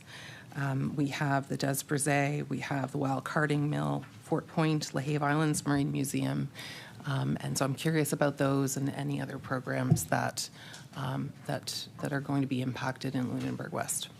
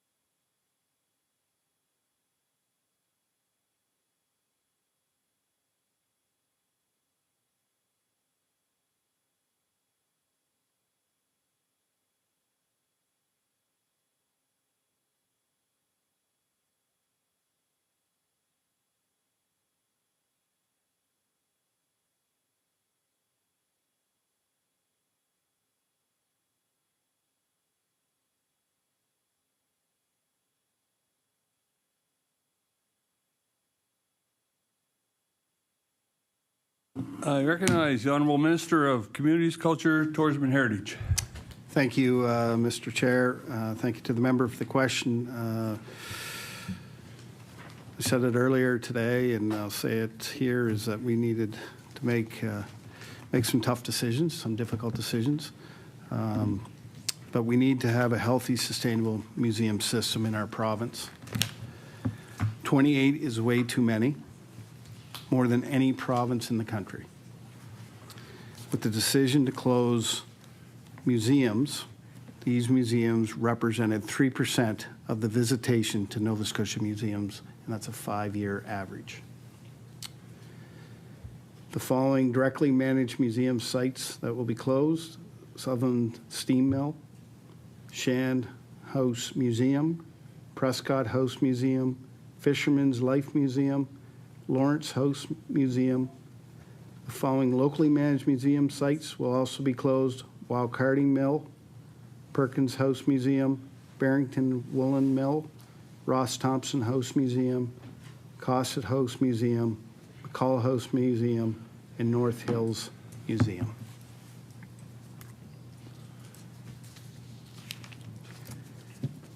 We will also continue, just to add to that, we will also continue to support our museums through 65 community-owned and operated museums through the CMAP program. I recognize the Honourable MLA for Lunenburg West. I thank the chair. For that, and I thank the minister for that information. Not the result. I think the result is tragic and sudden and frustrating, and quite frankly, it's perplexing in light of all of the spending that happened last year. I think if this is something that, and there should have been an awareness that this was coming, I think more time, better planning, better budgeting would have shielded some of these results. So I have heard from many constituents who are disappointed, deeply, deeply disappointed and frustrated with the cuts that this government is making. And so I am compelled to put on the record that that people are disappointed, they're frustrated, they're worried about the impact to community, and this is just sad and tragic news. So it sounds like we will be saying goodbye to Wild Carding Mill. In addition to the other many museums across the province, can the minister please let us know the impact to the museums that remain? Will they see cuts as well? Will they see impacts to operations? I'm particularly interested in understanding that impact in Lunenburg West with the Des Brisets, and then the other museums that may not be provincially operated but have relied on provincial grant funding.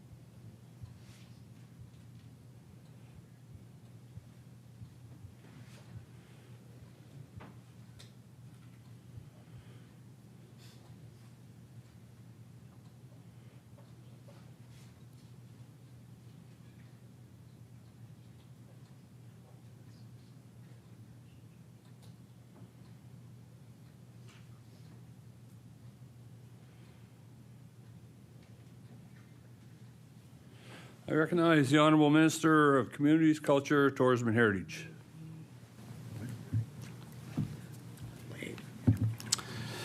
All right, thank you. Thank you again to the member for the question.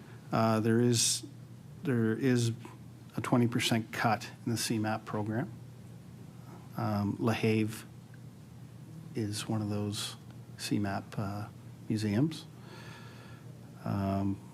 So that affects the 65 museums. Also, there's a 20% cut to the remaining locally managed sites. And there's 10 of those. And then there's no reduction to the directly managed sites, so no change there. I recognize the Honourable Member from Lunenburg West with about 9 minutes, 8 minutes, 9 minutes left. Slow on the math. Thank you to the chair. That's so true. Okay, I think the minister for that information, if not for the decision itself. I know these are museums that, in particularly the CMAP museums, are museums that run on the blood, sweat, and tears in large part of volunteers, and the grants are what they need to kind of keep them going and manage to continue operating. So even a small cut in those budgets, I know, have a significant impact. So it's very disappointing. I'll just bundle the last two questions that I had, and they're in relation to other programs as well, and it's the nature of the same question that I asked previously.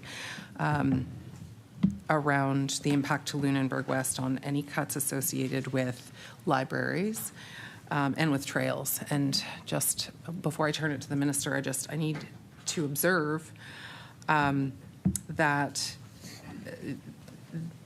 all of these are places of culture, but even beyond being places of culture and community, they are places where we derive health and connection and education. I mean, our libraries are sources of knowledge, they're sources of community, they are really integral to community culture.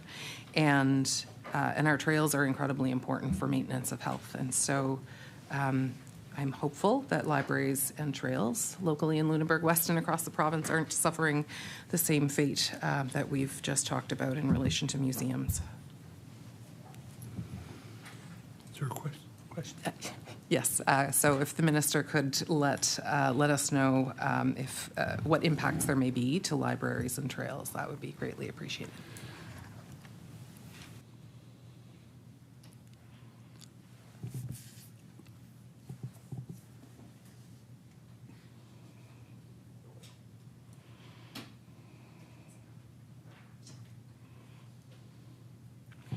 I recognize the Honourable Minister of Community, Culture, Tourism and Heritage.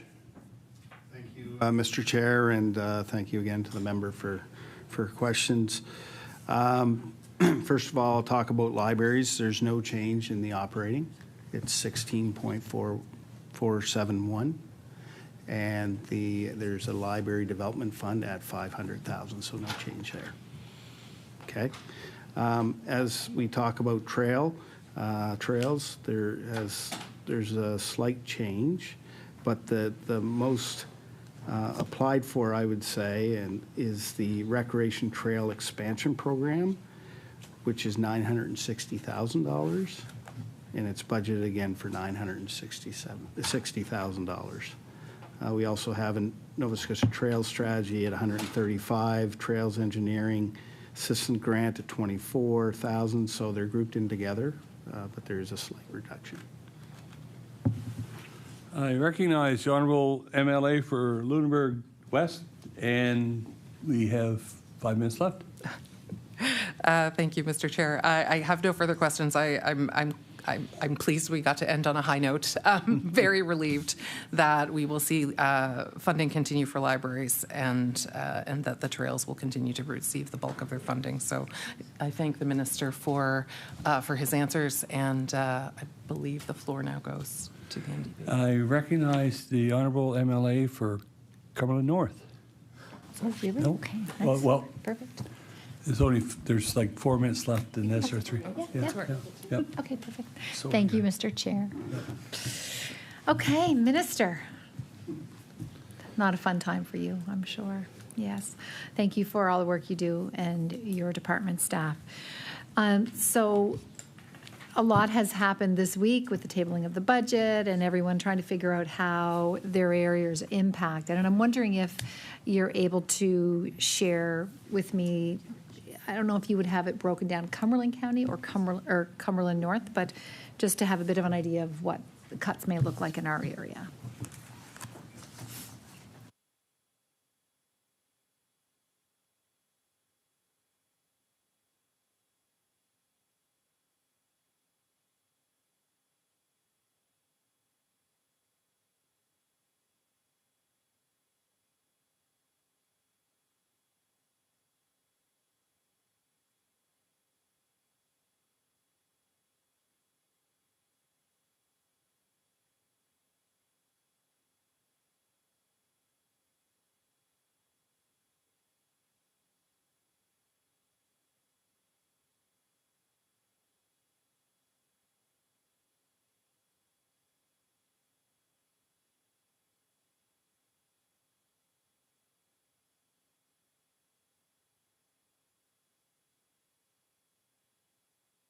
I recognize the Honourable Minister of Community, Culture, Tourism and Heritage. Thank you, Mr. Chair, and thank you to the member for the question. The first question, we'll have to do an analysis and get it together, and we'll definitely send that along to you. The one item would be the VIC, Visitor Information Center, moving to seasonal now, not full year. I recognize the Honourable Member for Cumberland North. Thank you, Mr. Chair, and thank you, Minister. I know that it hits hard. It's a hard one for us. And I remember before I became MLA, and I think it was maybe 2015, and former MLA for our area, Terry Farrell, he got grilled pretty bad because he was with government and they were planning on making some cuts there. They didn't end up making those cuts. We were thankful for that. And I don't know if there's any hope of the department being able to make any changes. I will share, if I could, a plea to the minister, is that many people look at that as the front, the very first place so many people stop when they come and they enter Nova Scotia by land. And while many people do research online, I know I used to be in business, and people could buy some products online, but there's nothing like a friendly face. And there's nothing like someone saying, here's some spots you can go and here's some experiences. And in tourism, it's not about just getting that first customer. It's about getting those repeat customers and those experiences that people have, the friendliness. It really does matter. And I don't know if the department would have numbers, what sort of numbers of visitors did that border visitor information center get 12 months of the year? Like, would the minister have those kinds of numbers or that data? 1 minute.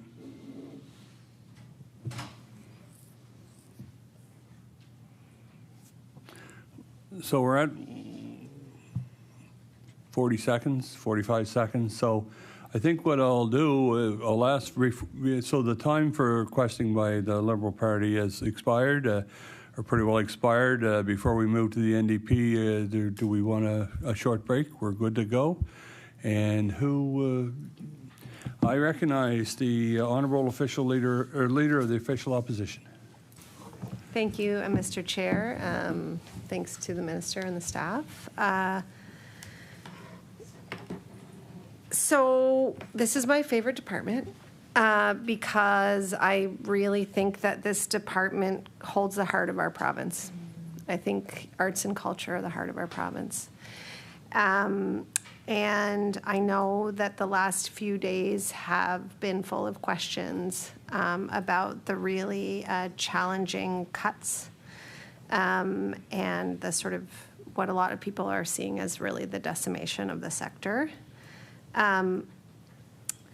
But I want to ask in particular about the cuts to, we've heard about libraries, and I know that's been discussed, but in particular to the arts organizations that offer programming for children across this province. Not just arts, but to the organizations funded. So I think of Dance Nova Scotia. I think of, I know the minister has been involved in youth sport in his past lives. So I think about the sports organizations that get grants. And, you know, I'm a leader of the official opposition or official leader of the opposition, depending on the day. But I'm also an MLA, and I became an MLA because I'm a parent. And so I have a lot of parents in my universe because I've got kids. And every single one of them has had a kid in sports or dance. Every single one of them. And I would suspect that 95% of that programming is run by an athletic or dance not-for-profit that is maybe has a dual role of professional or semi-professional in education. And, you know, they're all across the province, right? Ross Creek, the Choral Federation, Gale Force Theatre, you know, Halifax Dance. It goes on and on and on. And so I'm thinking about these cuts in terms of the children who will be impacted. And I want, with your indulgence, to just read into the record a letter that was posted today by Dance Nova Scotia, which got me thinking about this. And I will table it. I don't have the paper copy now. So in their statement on the 2026 Nova Scotia provincial government, Dance Nova Scotia says, "We are deeply disappointed and concerned by the 2026 provincial budget, which includes significant reductions to the arts, culture, and heritage funding across Nova Scotia. These cuts undermine one of our province's most vital sectors, a sector that not only drives local economies, but also fosters community, connection, creative expression, and social well-being. Within an overall provincial expenditure plan of $18.9 billion, the savings the government seeks through cuts to grants and community organizations are proportionately small. Yet for arts, culture, and heritage community comprised largely of nonprofit and charitable organizations, these reductions are seismic. Our sector has spent decades stretching every dollar, leveraging modest public investment to deliver outsized social, cultural, and economic returns in communities across the province. Arts are not a luxury. They are a cornerstone of Nova Scotia's identity and a significant contributor to economic growth, tourism, and the quality of life.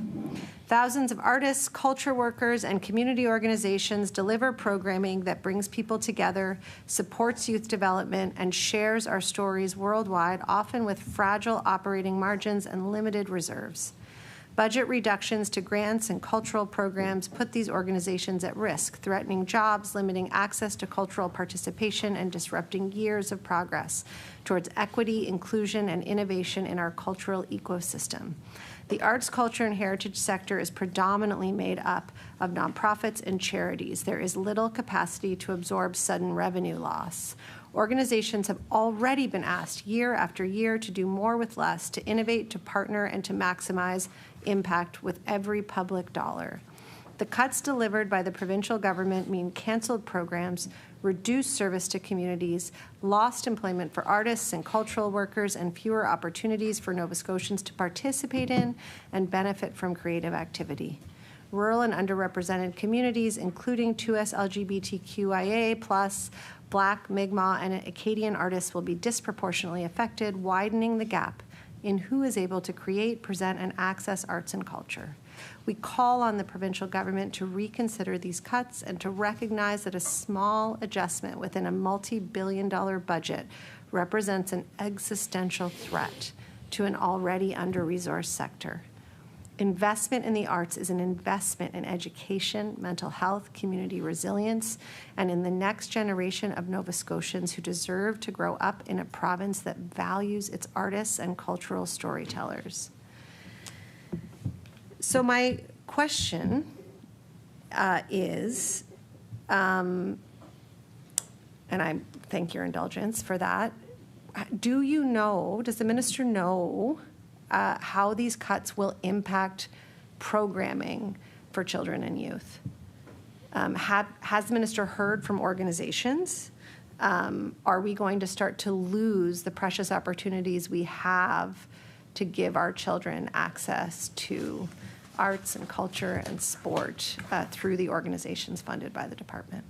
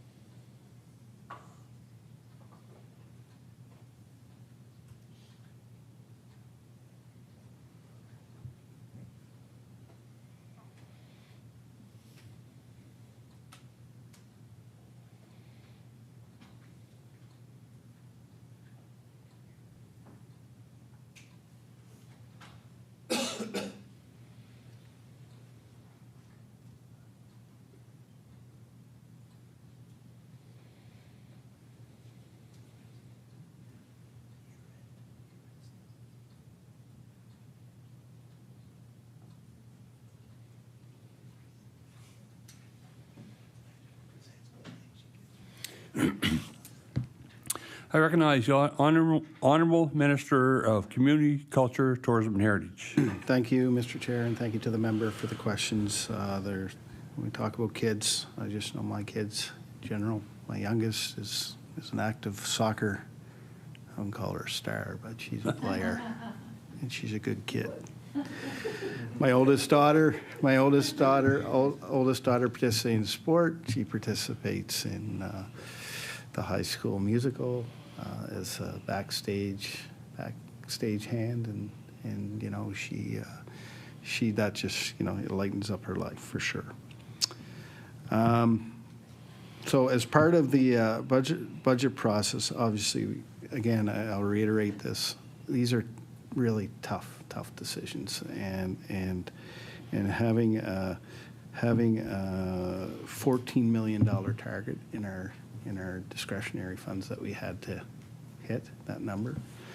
This stretched right across the board. But I want to reemphasize we're still investing $100 million into community. And support, things like support for sport wasn't touched. It's still at $4.5 million. Kids sport, which, you know, is maxed out on an annual basis, remains at that $405,000. So that will continue. And then the dance programs and other, I've said it earlier, is in the arts and the culture, and right across the board, really, you know, there's been 20% operating cuts that definitely impact programming right across the board, both in sport and art and culture.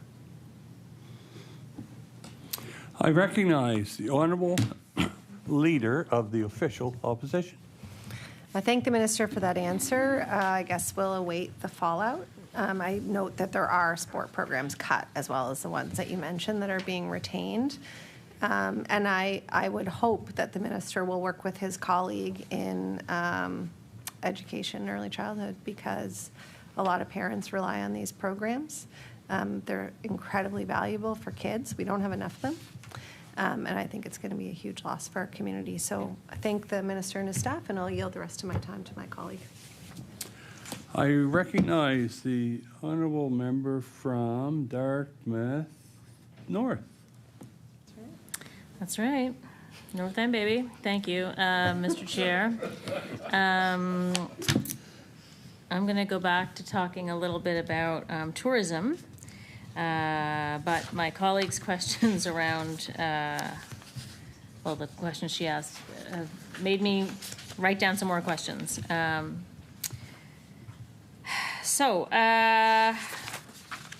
Specifically, we're starting to hear from experts in Cape Breton's Tourism Centre on what the impact of cutting the Port Hastings visitor information will be.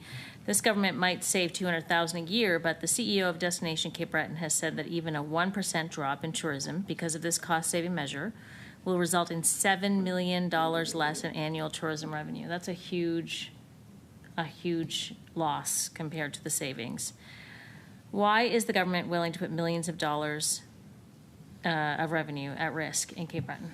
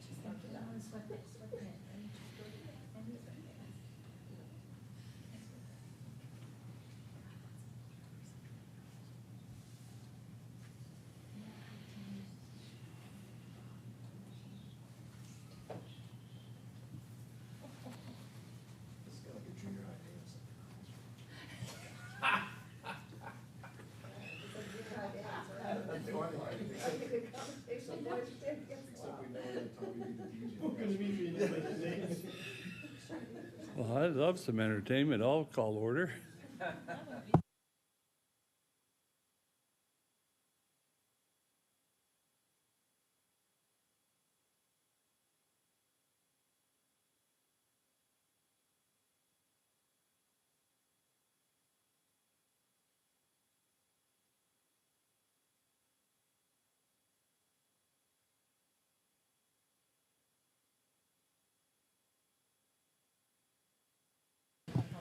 I recognize the Honourable Minister of Community, Culture, Tourism and Heritage.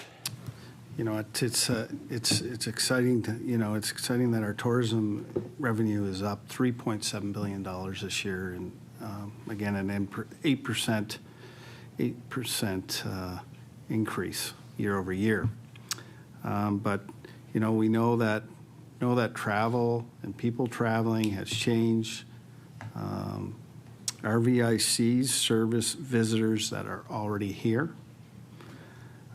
So we need to modernize the way we provide visitor information and making it easier for people to explore our province. We need to focus on efforts where they make the biggest difference, and stated earlier, digital tools, strategic marketing, and partnerships. A return on investment, every dollar that we spend in Ontario, marketing in Ontario and northeastern U.S. has turned into $39 spend. We also support more than 40 community VICs, and specifically in Cape Breton. So there's 10 of them, and the people that are traveling would want that interaction. Those community VICs are vital in those communities. They're busy.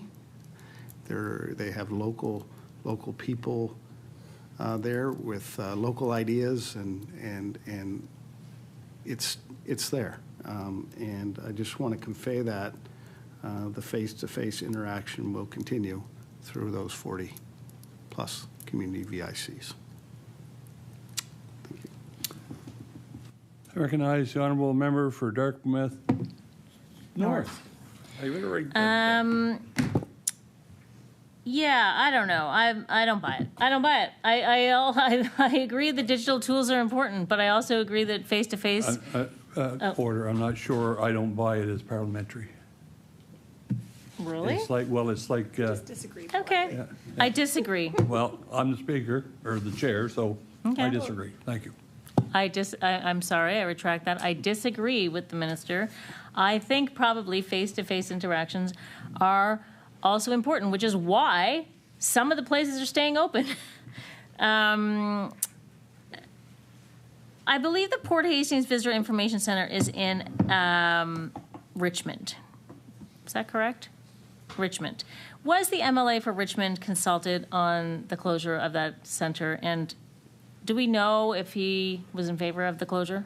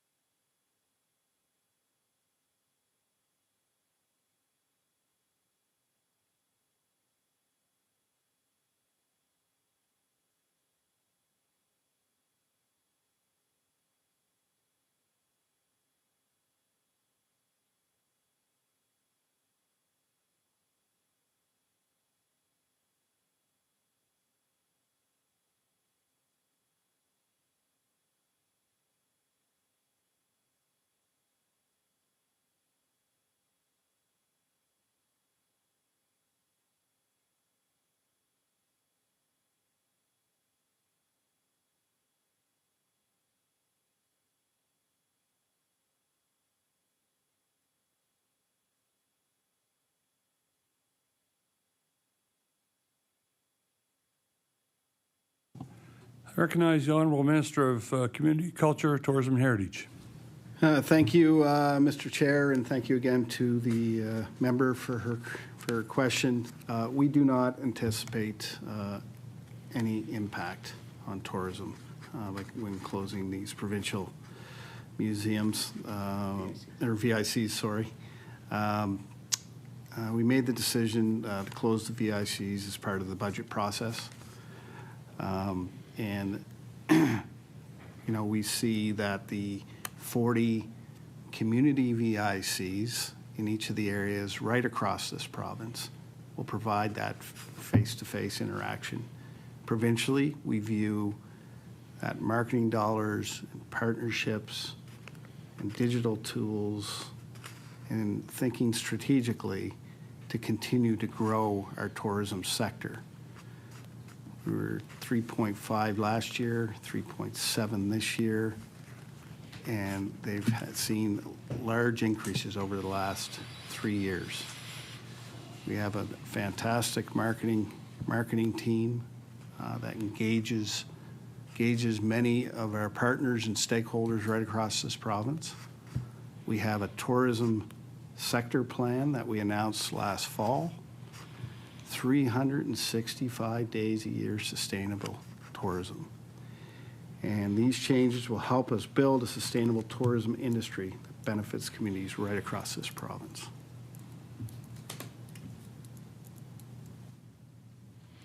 I recognize the Honourable MLA for Dartmouth North. How much of the tourism budget this year is allocated to marketing, and is it an increase or a decrease over previous years?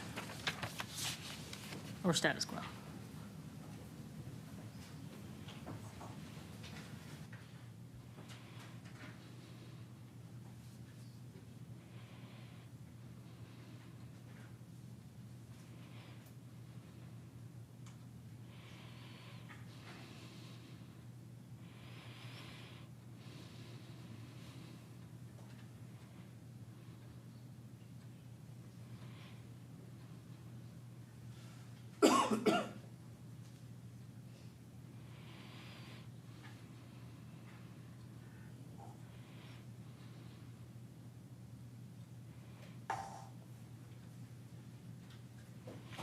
I recognize the Honorable Minister of Community, Culture, Tourism, and Heritage.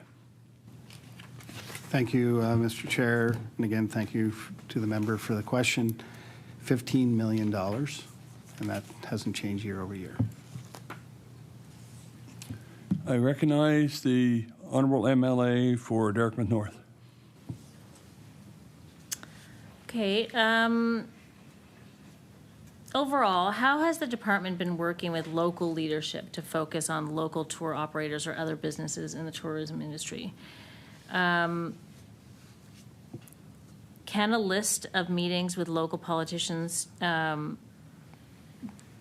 like municipal and MLAs and MPs actually, can that be tabled? Like do those discussions happen sort of in a sort of organized or formal way? And can there be a list of those meetings tabled?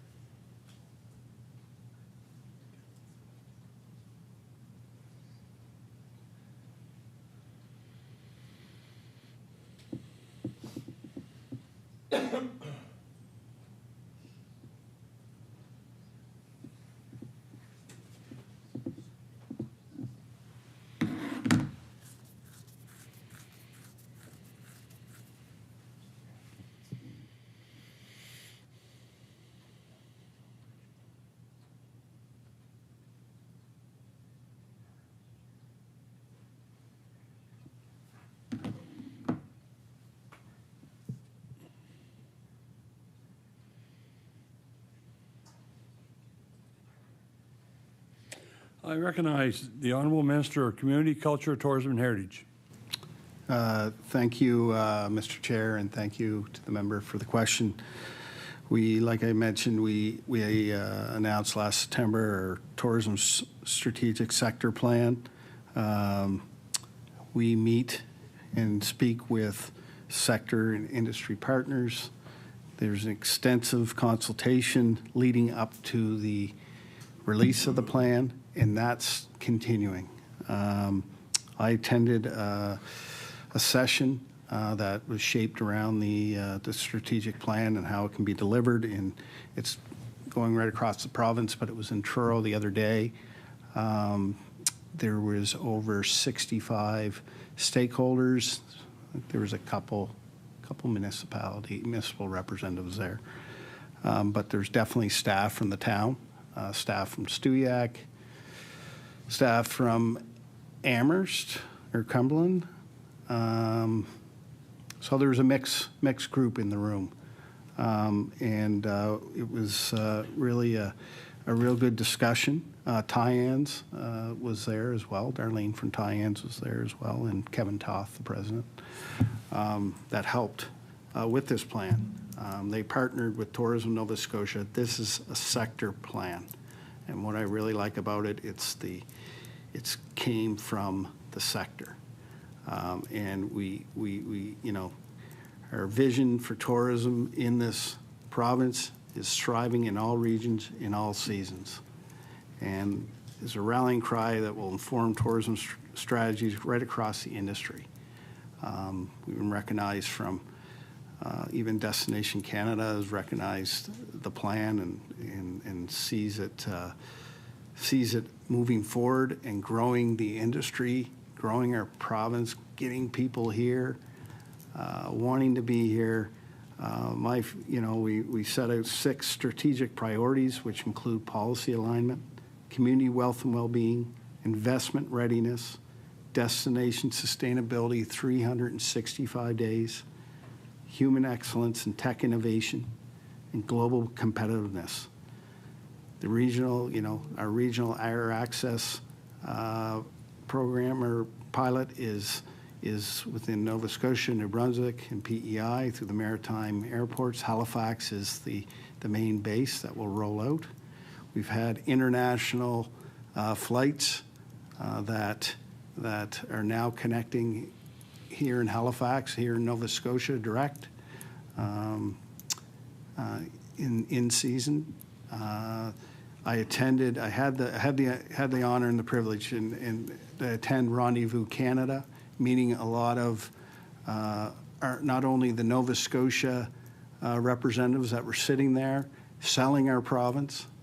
It was like a speed dating type thing, meeting with various, I would call them vendors, and I'm probably using the wrong word, so if Darlene was here, she'd probably give me a shot, but it was amazing, just the interaction and the respect that our provincial team had right around the world, really.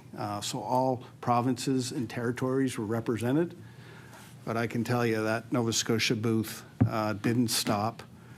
We didn't stop selling, and meetings with Air Canada, via rail, and the many, many partners that bring people here to our province. It was outstanding, and I look forward to the next one. Had the opportunity to sit in on a couple of the meetings with our team, and it was fantastic. They really sell our province and what we have to offer, and we have a lot to offer here in Nova Scotia. It's a beautiful province, and I can't wait to this year to see the numbers at the end of the year for sure. I recognize the Honourable MLA for Dartmouth North. Yeah, listen, I love Nova Scotia. And we have a lot to offer here. And I travel quite a lot with this job and with my job with the Commonwealth Women Parliamentarians, and had the pleasure of being in lots of other countries, but also lots of other provinces with that role. And I'm with the Public Accounts Committee. We're planning a conference for here, so we're using Destination Halifax and using all those tools to, make sure that people get here for our Public Accounts Conference.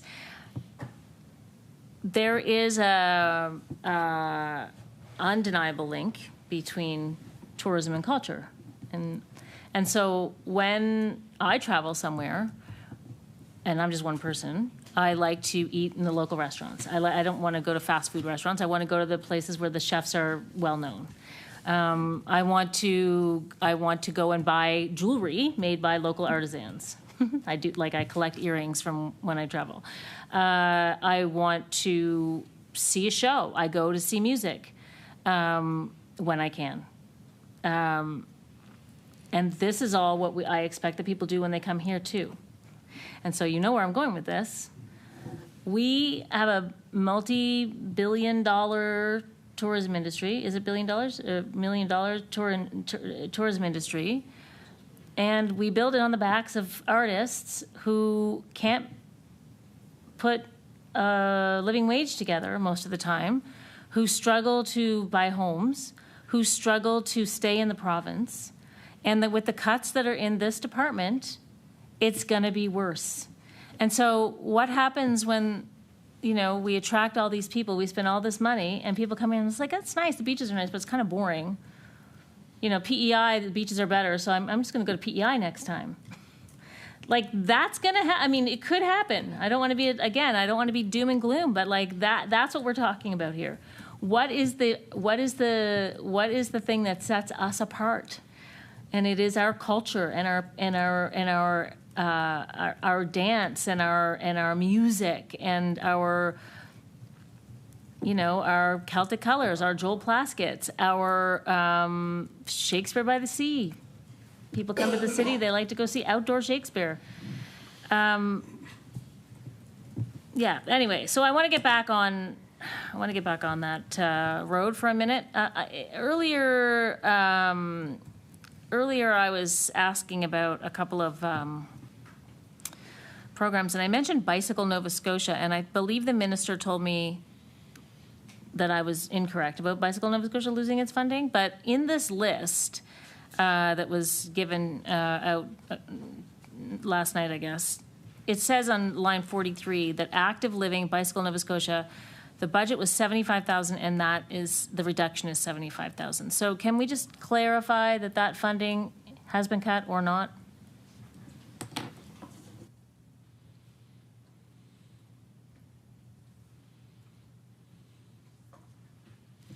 Recognize the Honourable Minister of Communities, Culture, Tourism and Heritage.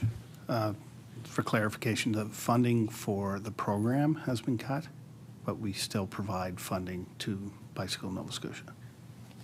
I recognize the Honourable MLA for Dartmouth North. Okay, so thank you, Mr. Chair. I do want to keep looking at some of these lines here because I have some questions.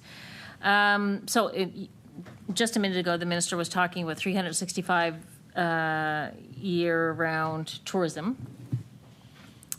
As someone who loves going outside in the winter, I think that's really exciting. And I think that some of the developments of like ski hills and things have been really great.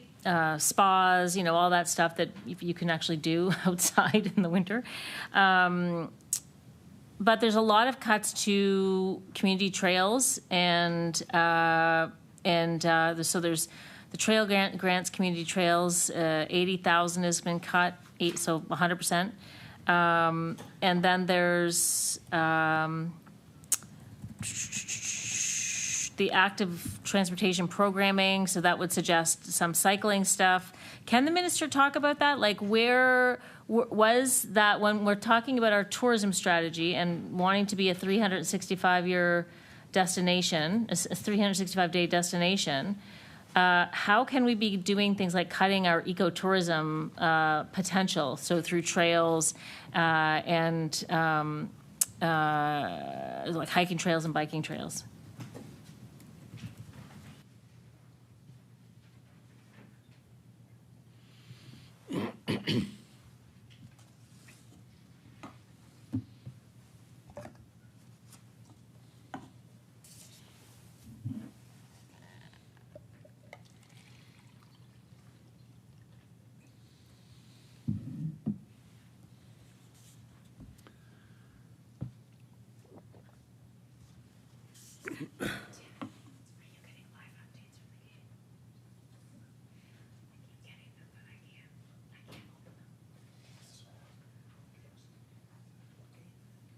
My daughter and his stepson playing playoffs tonight. Same team? See, we get along.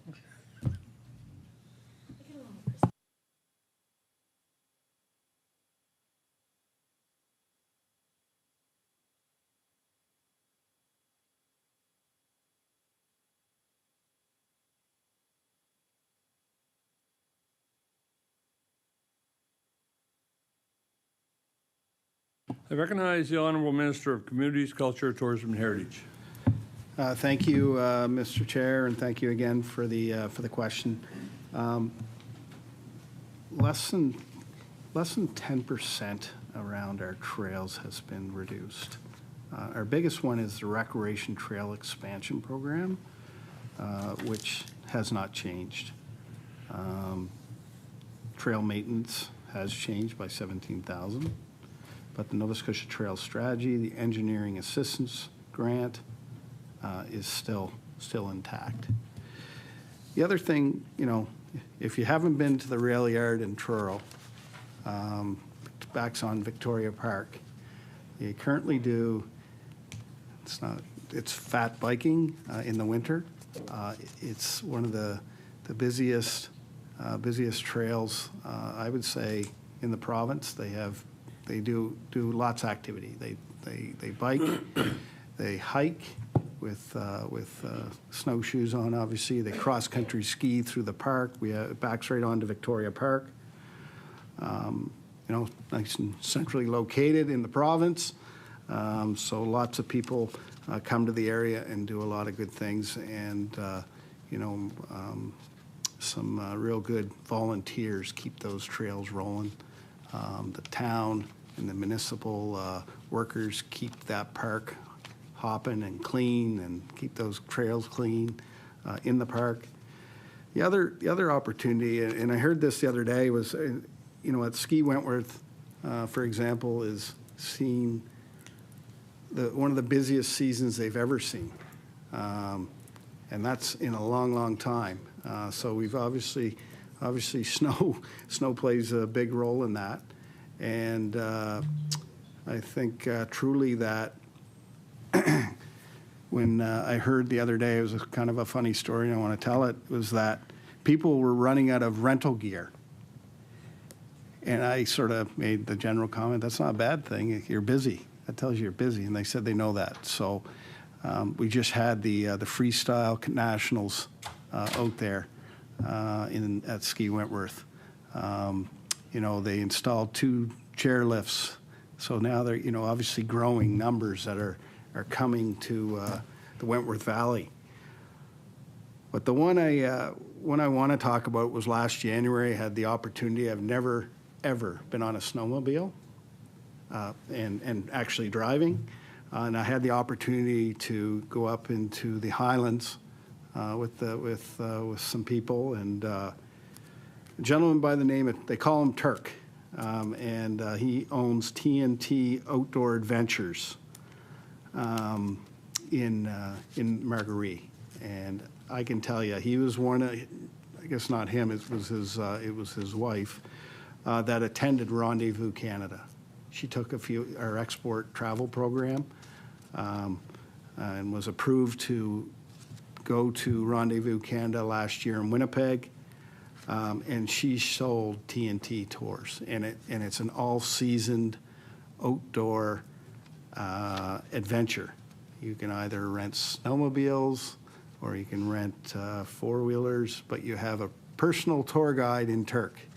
But like I said, I'll revent it back. I've never been so comfortable on a machine in my life because of Turk, and I can say that. And the group that I was with, it was a little frightening at the start, but it truly was remarkable at the end. I hated to get off the snowmobile, to be honest with you. But those are the things that are happening. These machines are, anywhere from $12,000 to 25 to 100 to 50, whatever, and it keeps going up. I see you're sticking your thumb, keeps going up. But there's also, they got to buy a truck, they got to buy a trailer. So there's lots of economic spend right across this province in that activity, as well as ATVs. You see ATVs all over the province.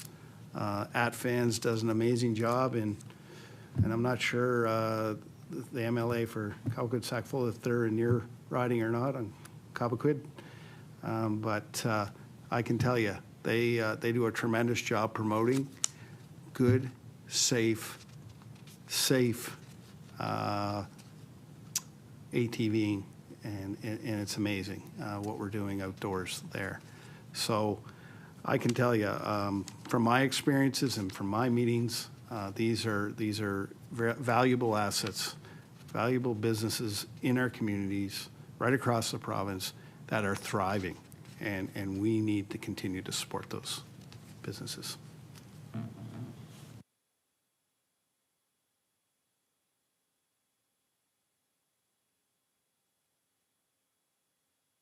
That's because I'm not.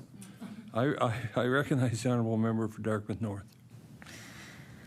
Yeah, I mean, all of that sounds super fun. I know lots of people growing up I'm from Prospect, and so lots of people use ATVs all the time. They call them bikes, which I always laugh at, but anyway. I know. My sister's one of them. And just the way the minister perks up when he talks about like these great things. This is what I'm talking about when I talk about arts and culture too, because those also are thriving businesses. They're not for-profit businesses. They're not for-profit businesses, but they employ tons of people. They have tons of economic spin-off. The spin-offs go right across the tourism sector, and the same restaurant that will feed a group of people coming to visit Turk might go out of business because their summer business is not so good anymore because the theater has shut down. Like it's all connected. And I know the minister understands that these cuts are bad, but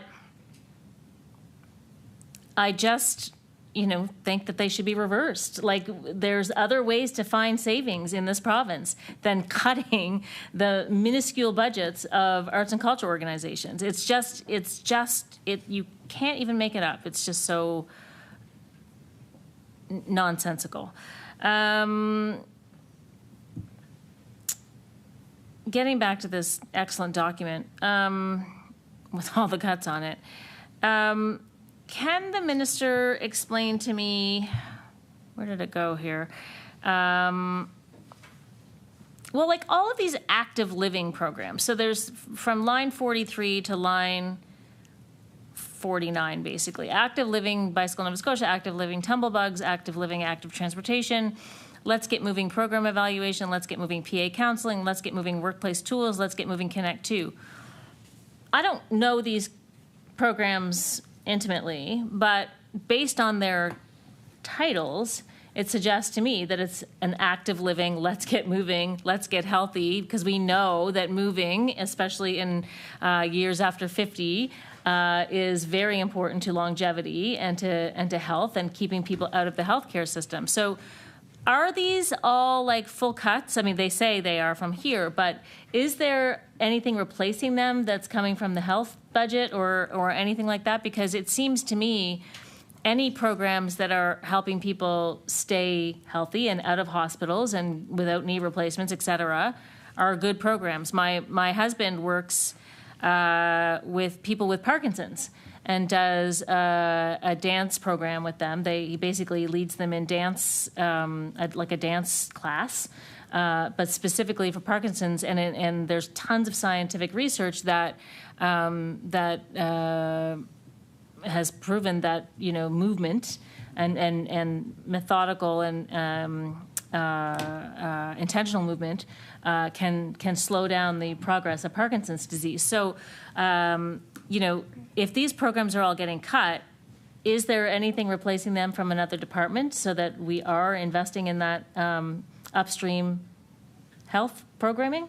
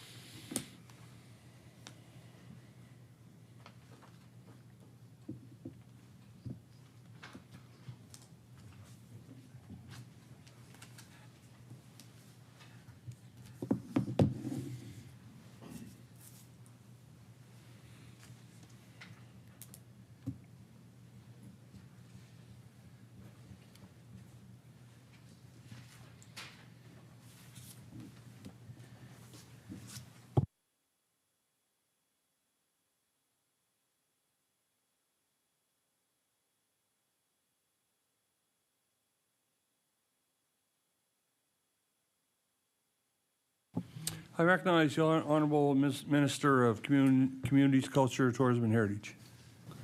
Thank you, Mr. Chair. Again, thank you for the question. The Active Living Bicycle Nova Scotia and Active Living Tumblebugs, they're not programs, they were just investments, into groups that ran their own type program. The others, when I look at Let's Get Moving, program evaluation, PA counseling, and workplace tools, they are more of that administrative evaluation piece, not directly physical. The Connect 2 is an investment, it's an infrastructure program, but we continue to invest in other infrastructure programs like our trail programs that creates connectivity of trails, as well as on the health side. We continue to invest in the MPAL program and the active living grants as well. I recognize the Honorable MLA for Dartmouth North. Thank you. It is confusing. I do not understand, because earlier you said Bicycle Nova Scotia, it was like the $75,000 reduction is a cut, but Bicycle Nova Scotia still gets money through other ways, through the thing. And now when I ask about Active Living Bicycle Nova Scotia, the answer is, yeah, it's a program that was cut. So, like, I don't get it. $75,000, it's a lot of money. So something is, like, it's, what? Like, anyway, I maybe will write this as a written question to the minister, because I just still am not clear on how the reductions affect the organizations. I mean, if I run an organization and $75,000 of programming gets cut, that sounds like someone's losing a job, or a lot of people are not going to be served anymore. So we need to dig in more. We don't have the time right now, but I'd like to dig in more to all of these things. There's on line 55, there's a line that just says administration, and it's $100,000. What is that?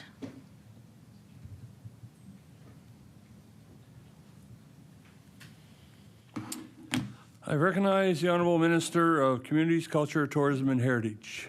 That was a reduction in Tourism Nova Scotia, $100,000 administration. Reduction where? Tourism Nova Scotia. I recognize the Honorable Member for Dartmouth, MLA for Dartmouth North. So it was a reduction of $100,000 in administration at Tourism Nova Scotia. Did anyone lose their jobs with that reduction? I recognize the Honorable Minister of Communities, Culture, Tourism, and Heritage. No job loss there. I recognize the Honorable MLA for Dartmouth North. Okay, I want to go back for a minute to the Artisan Communities and Artisan Schools programs. So I used to run the Nova Scotia High School Drama Festival for many years with my colleague from Zupa, Ben, and before that he ran it, and before that, I don't know, Maynard Morrison ran it or something the festival's been going on for a long time. And there were, I remember when I worked there, the teachers would come with their students, the high school drama teachers would come from all over the province. And it was like an amazing weekend for them too, because they would get to see each other and have a professional development weekend. And the students would, all of a sudden come from the far corners of the province and realize that there were other people like them who liked theater. And it was like an eye-opening experience, and it was really beautiful, really beautiful. And so they would see each other's shows, and they'd take classes together. But I remember hearing a story of actually a couple meeting at High School Drama Festival and end up being married and having kids, and those kids had come to the drama festival. It's a real thing. I think that the High School Drama Festival is at risk of not happening with these cuts. And I've heard, I'm not just saying that, I've heard that from people who you know, run the program. Now, I'm not announcing that it's been cut or anything, but I think it's going to be very difficult for that festival to keep going. Again, and this is not hyperbole, when you are a kid in high school who who doesn't play sports, who's not a jock, and maybe is not the smartest, you know, brain, like who's not the genius who's going to, you know, MIT or whatever, and you discover theater or music, you find your people. And you find your people, and sometimes that can be, and again, I'm not exaggerating, it can be life-saving. Because if you're a person who thinks differently than other people, which many artists do, and you can't find your people, it's very isolating. And so to come to the Drama Festival is like a real important experience. And it was a privilege to run that program and see those kids like open up and not want to leave at the end of the weekend. So I hope that the Nova Scotia High School Drama Festival can survive, because every one of us MLAs has kids in our communities. Well, maybe not me, actually. Oh, yeah, no. Dartmouth High always participated. I was going to say maybe not me. But, yeah, from all far ends of the province. And it will have a real impact. The other thing I want to talk about is the Artists and Communities Fund. So, as you all know, my husband used to run the Bus Stop Theatre. And one of the grants that they would apply for was an Artists and Communities program. And of late, they have had Andre Fenton working at the Bus Stop Theatre. Andre Fenton is a young African Nova Scotian writer, incredible writer, novelist, poet, who basically has been running artist programs, or writing programs, I should say, for kids in the Goderson Street area. Or anywhere, but like a lot of the time the kids are from the neighborhood. And that program, I think it was fully funded by the Artists and Communities program. So that means, and again, I'm not announcing this, but by my calculations, if that is still the case, then if there's no funding for that, then Andre will be out of a job, and the kids in the community no longer have contact with him. And again, without hyperbole, a kid who doesn't have much else to do and gets to discover that they have a talent in writing, that's a pretty special experience. Another incredible program that's funded by, actually, I don't know what program they're funded in, but definitely one of the ones that have cuts, is Gale Force Theatre. Gale Force Theatre takes young kids into Shuby Park and creates theater in the park using the natural environment. So not only is a kid being creative, but a kid is outside. And listen, and it's cheap because they somehow work it so that the Halifax Rec supports it too. So my kid discovered her theater voice, her theater self, working with these amazing, amazing artists who like brought this little band of kids together who, some of them knew each other, but some of them didn't, and they like picked up rocks and they turned rocks into puppets, and they paddled. They did a show where they paddled down the canal in Shuby, like really special, incredible things. All of that is going to go. Like I just can't.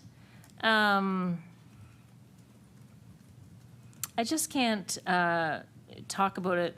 I'm getting tired, and I'm not as articulate as I may have been, but it's a whole generation of people who are going to be affected by these cuts, and it's going to take a long time for them to come back. So I saw a picture today. There's going to be a rally, FYI, in case you haven't heard. There's going to be a rally next Wednesday protesting these cuts. And there was a picture that Ken Schwartz from Two Blanks and a Passion posted of him at a rally in 2008 which I would have been at.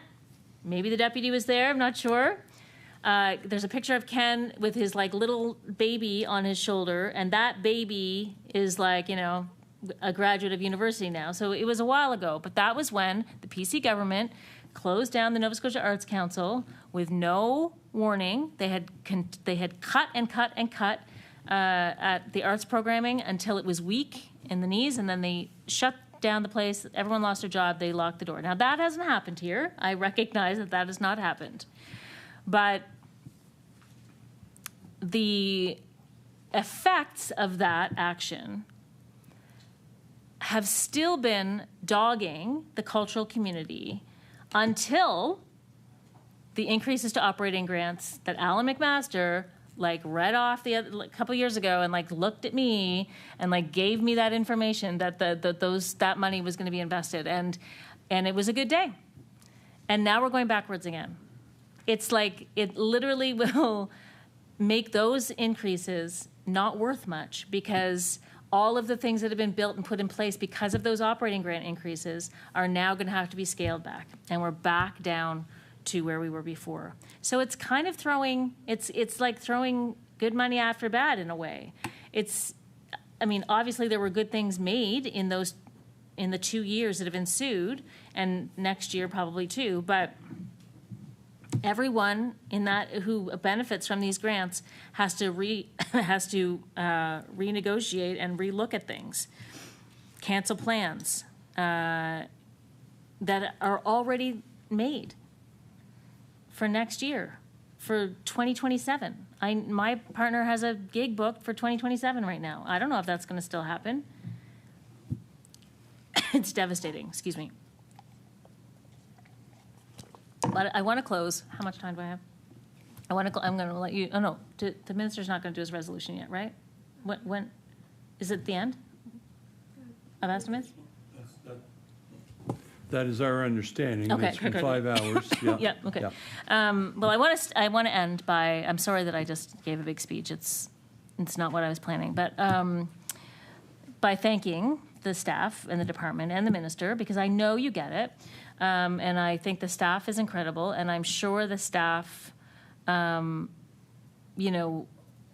reeling from these cuts and having to deliver this information to the groups that they work with, because everyone I know on the ground has a person at CCTH that they deal with, like is their grant person.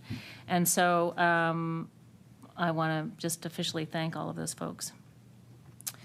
That's it. So there's 1 minute left. Would you like to cede that to the minister? So it is. So that's the end of the questioning, and the chair will offer the minister the opportunity to make concluding remarks for up to 1 hour. Reminder that we are done here at 5:03. 9:03. Started at 5:03. I recognize the Honourable Minister of Community, Culture, Tourism and Heritage. Thank you, Mr. Chair, and thank you to the members sitting here as we end this estimate session. I just want to let the member know that I hear you. I do. And these decisions, obviously, right across the board, didn't come lightly. And I hear people as well. I hear people across the province. I'm hearing from people within my own community. But I want to make sure I point that out, that I do hear you, MLA LeBlanc, and truly will continue to make decisions that are difficult. And we have to. I guess we're gonna move forward with what we are doing, and but we're confident in doing that. But I also want to thank my staff, Deputy Minister Shore, Louise from our finance team. I know ADM's back here. I think she's still there, yeah. And my SA, Marcus. It's been a journey, say the least. But you know what, be truthful, I can't thank my staff enough for what they do. They've worked extremely hard over the year and a bit that I've been in the role as minister, and I truly, truly can't thank them enough for what they do. They do it with passion. They care about community, just like this department does. This department really believes in community, and we've invested so much in community over the last 5 years, and we will continue to invest in community as we move forward through these difficult times. And I can assure you that. And I just want to, again, thank everyone. I'll keep it very short. I want to thank everyone that's in the room, and like I say, staff being with me for the last couple nights. Thank you. Got to know you a bit. No, thank you so much, and thank you, everyone. I want to thank all the members that came in and asked questions, and I can tell you, my staff is open to have conversations, talk. I'm open, have conversations, talk. So this is part of it. This is part of it, and this is part of who I am. So I will, I guess now, read my resolution. So I just, E3, resolved that a sum not exceeding $162,785,000 be granted to the Lieutenant Governor to defray expenses in respect of the Department of Communities, Culture, Tourism, and Heritage pursuant to the estimates. Shall the resolution stand? Whoa, that was close. So the resolution has stood.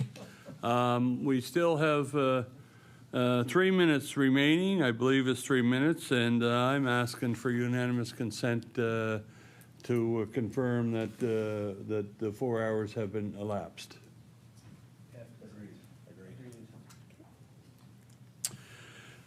We're adjourned. Thank you very much.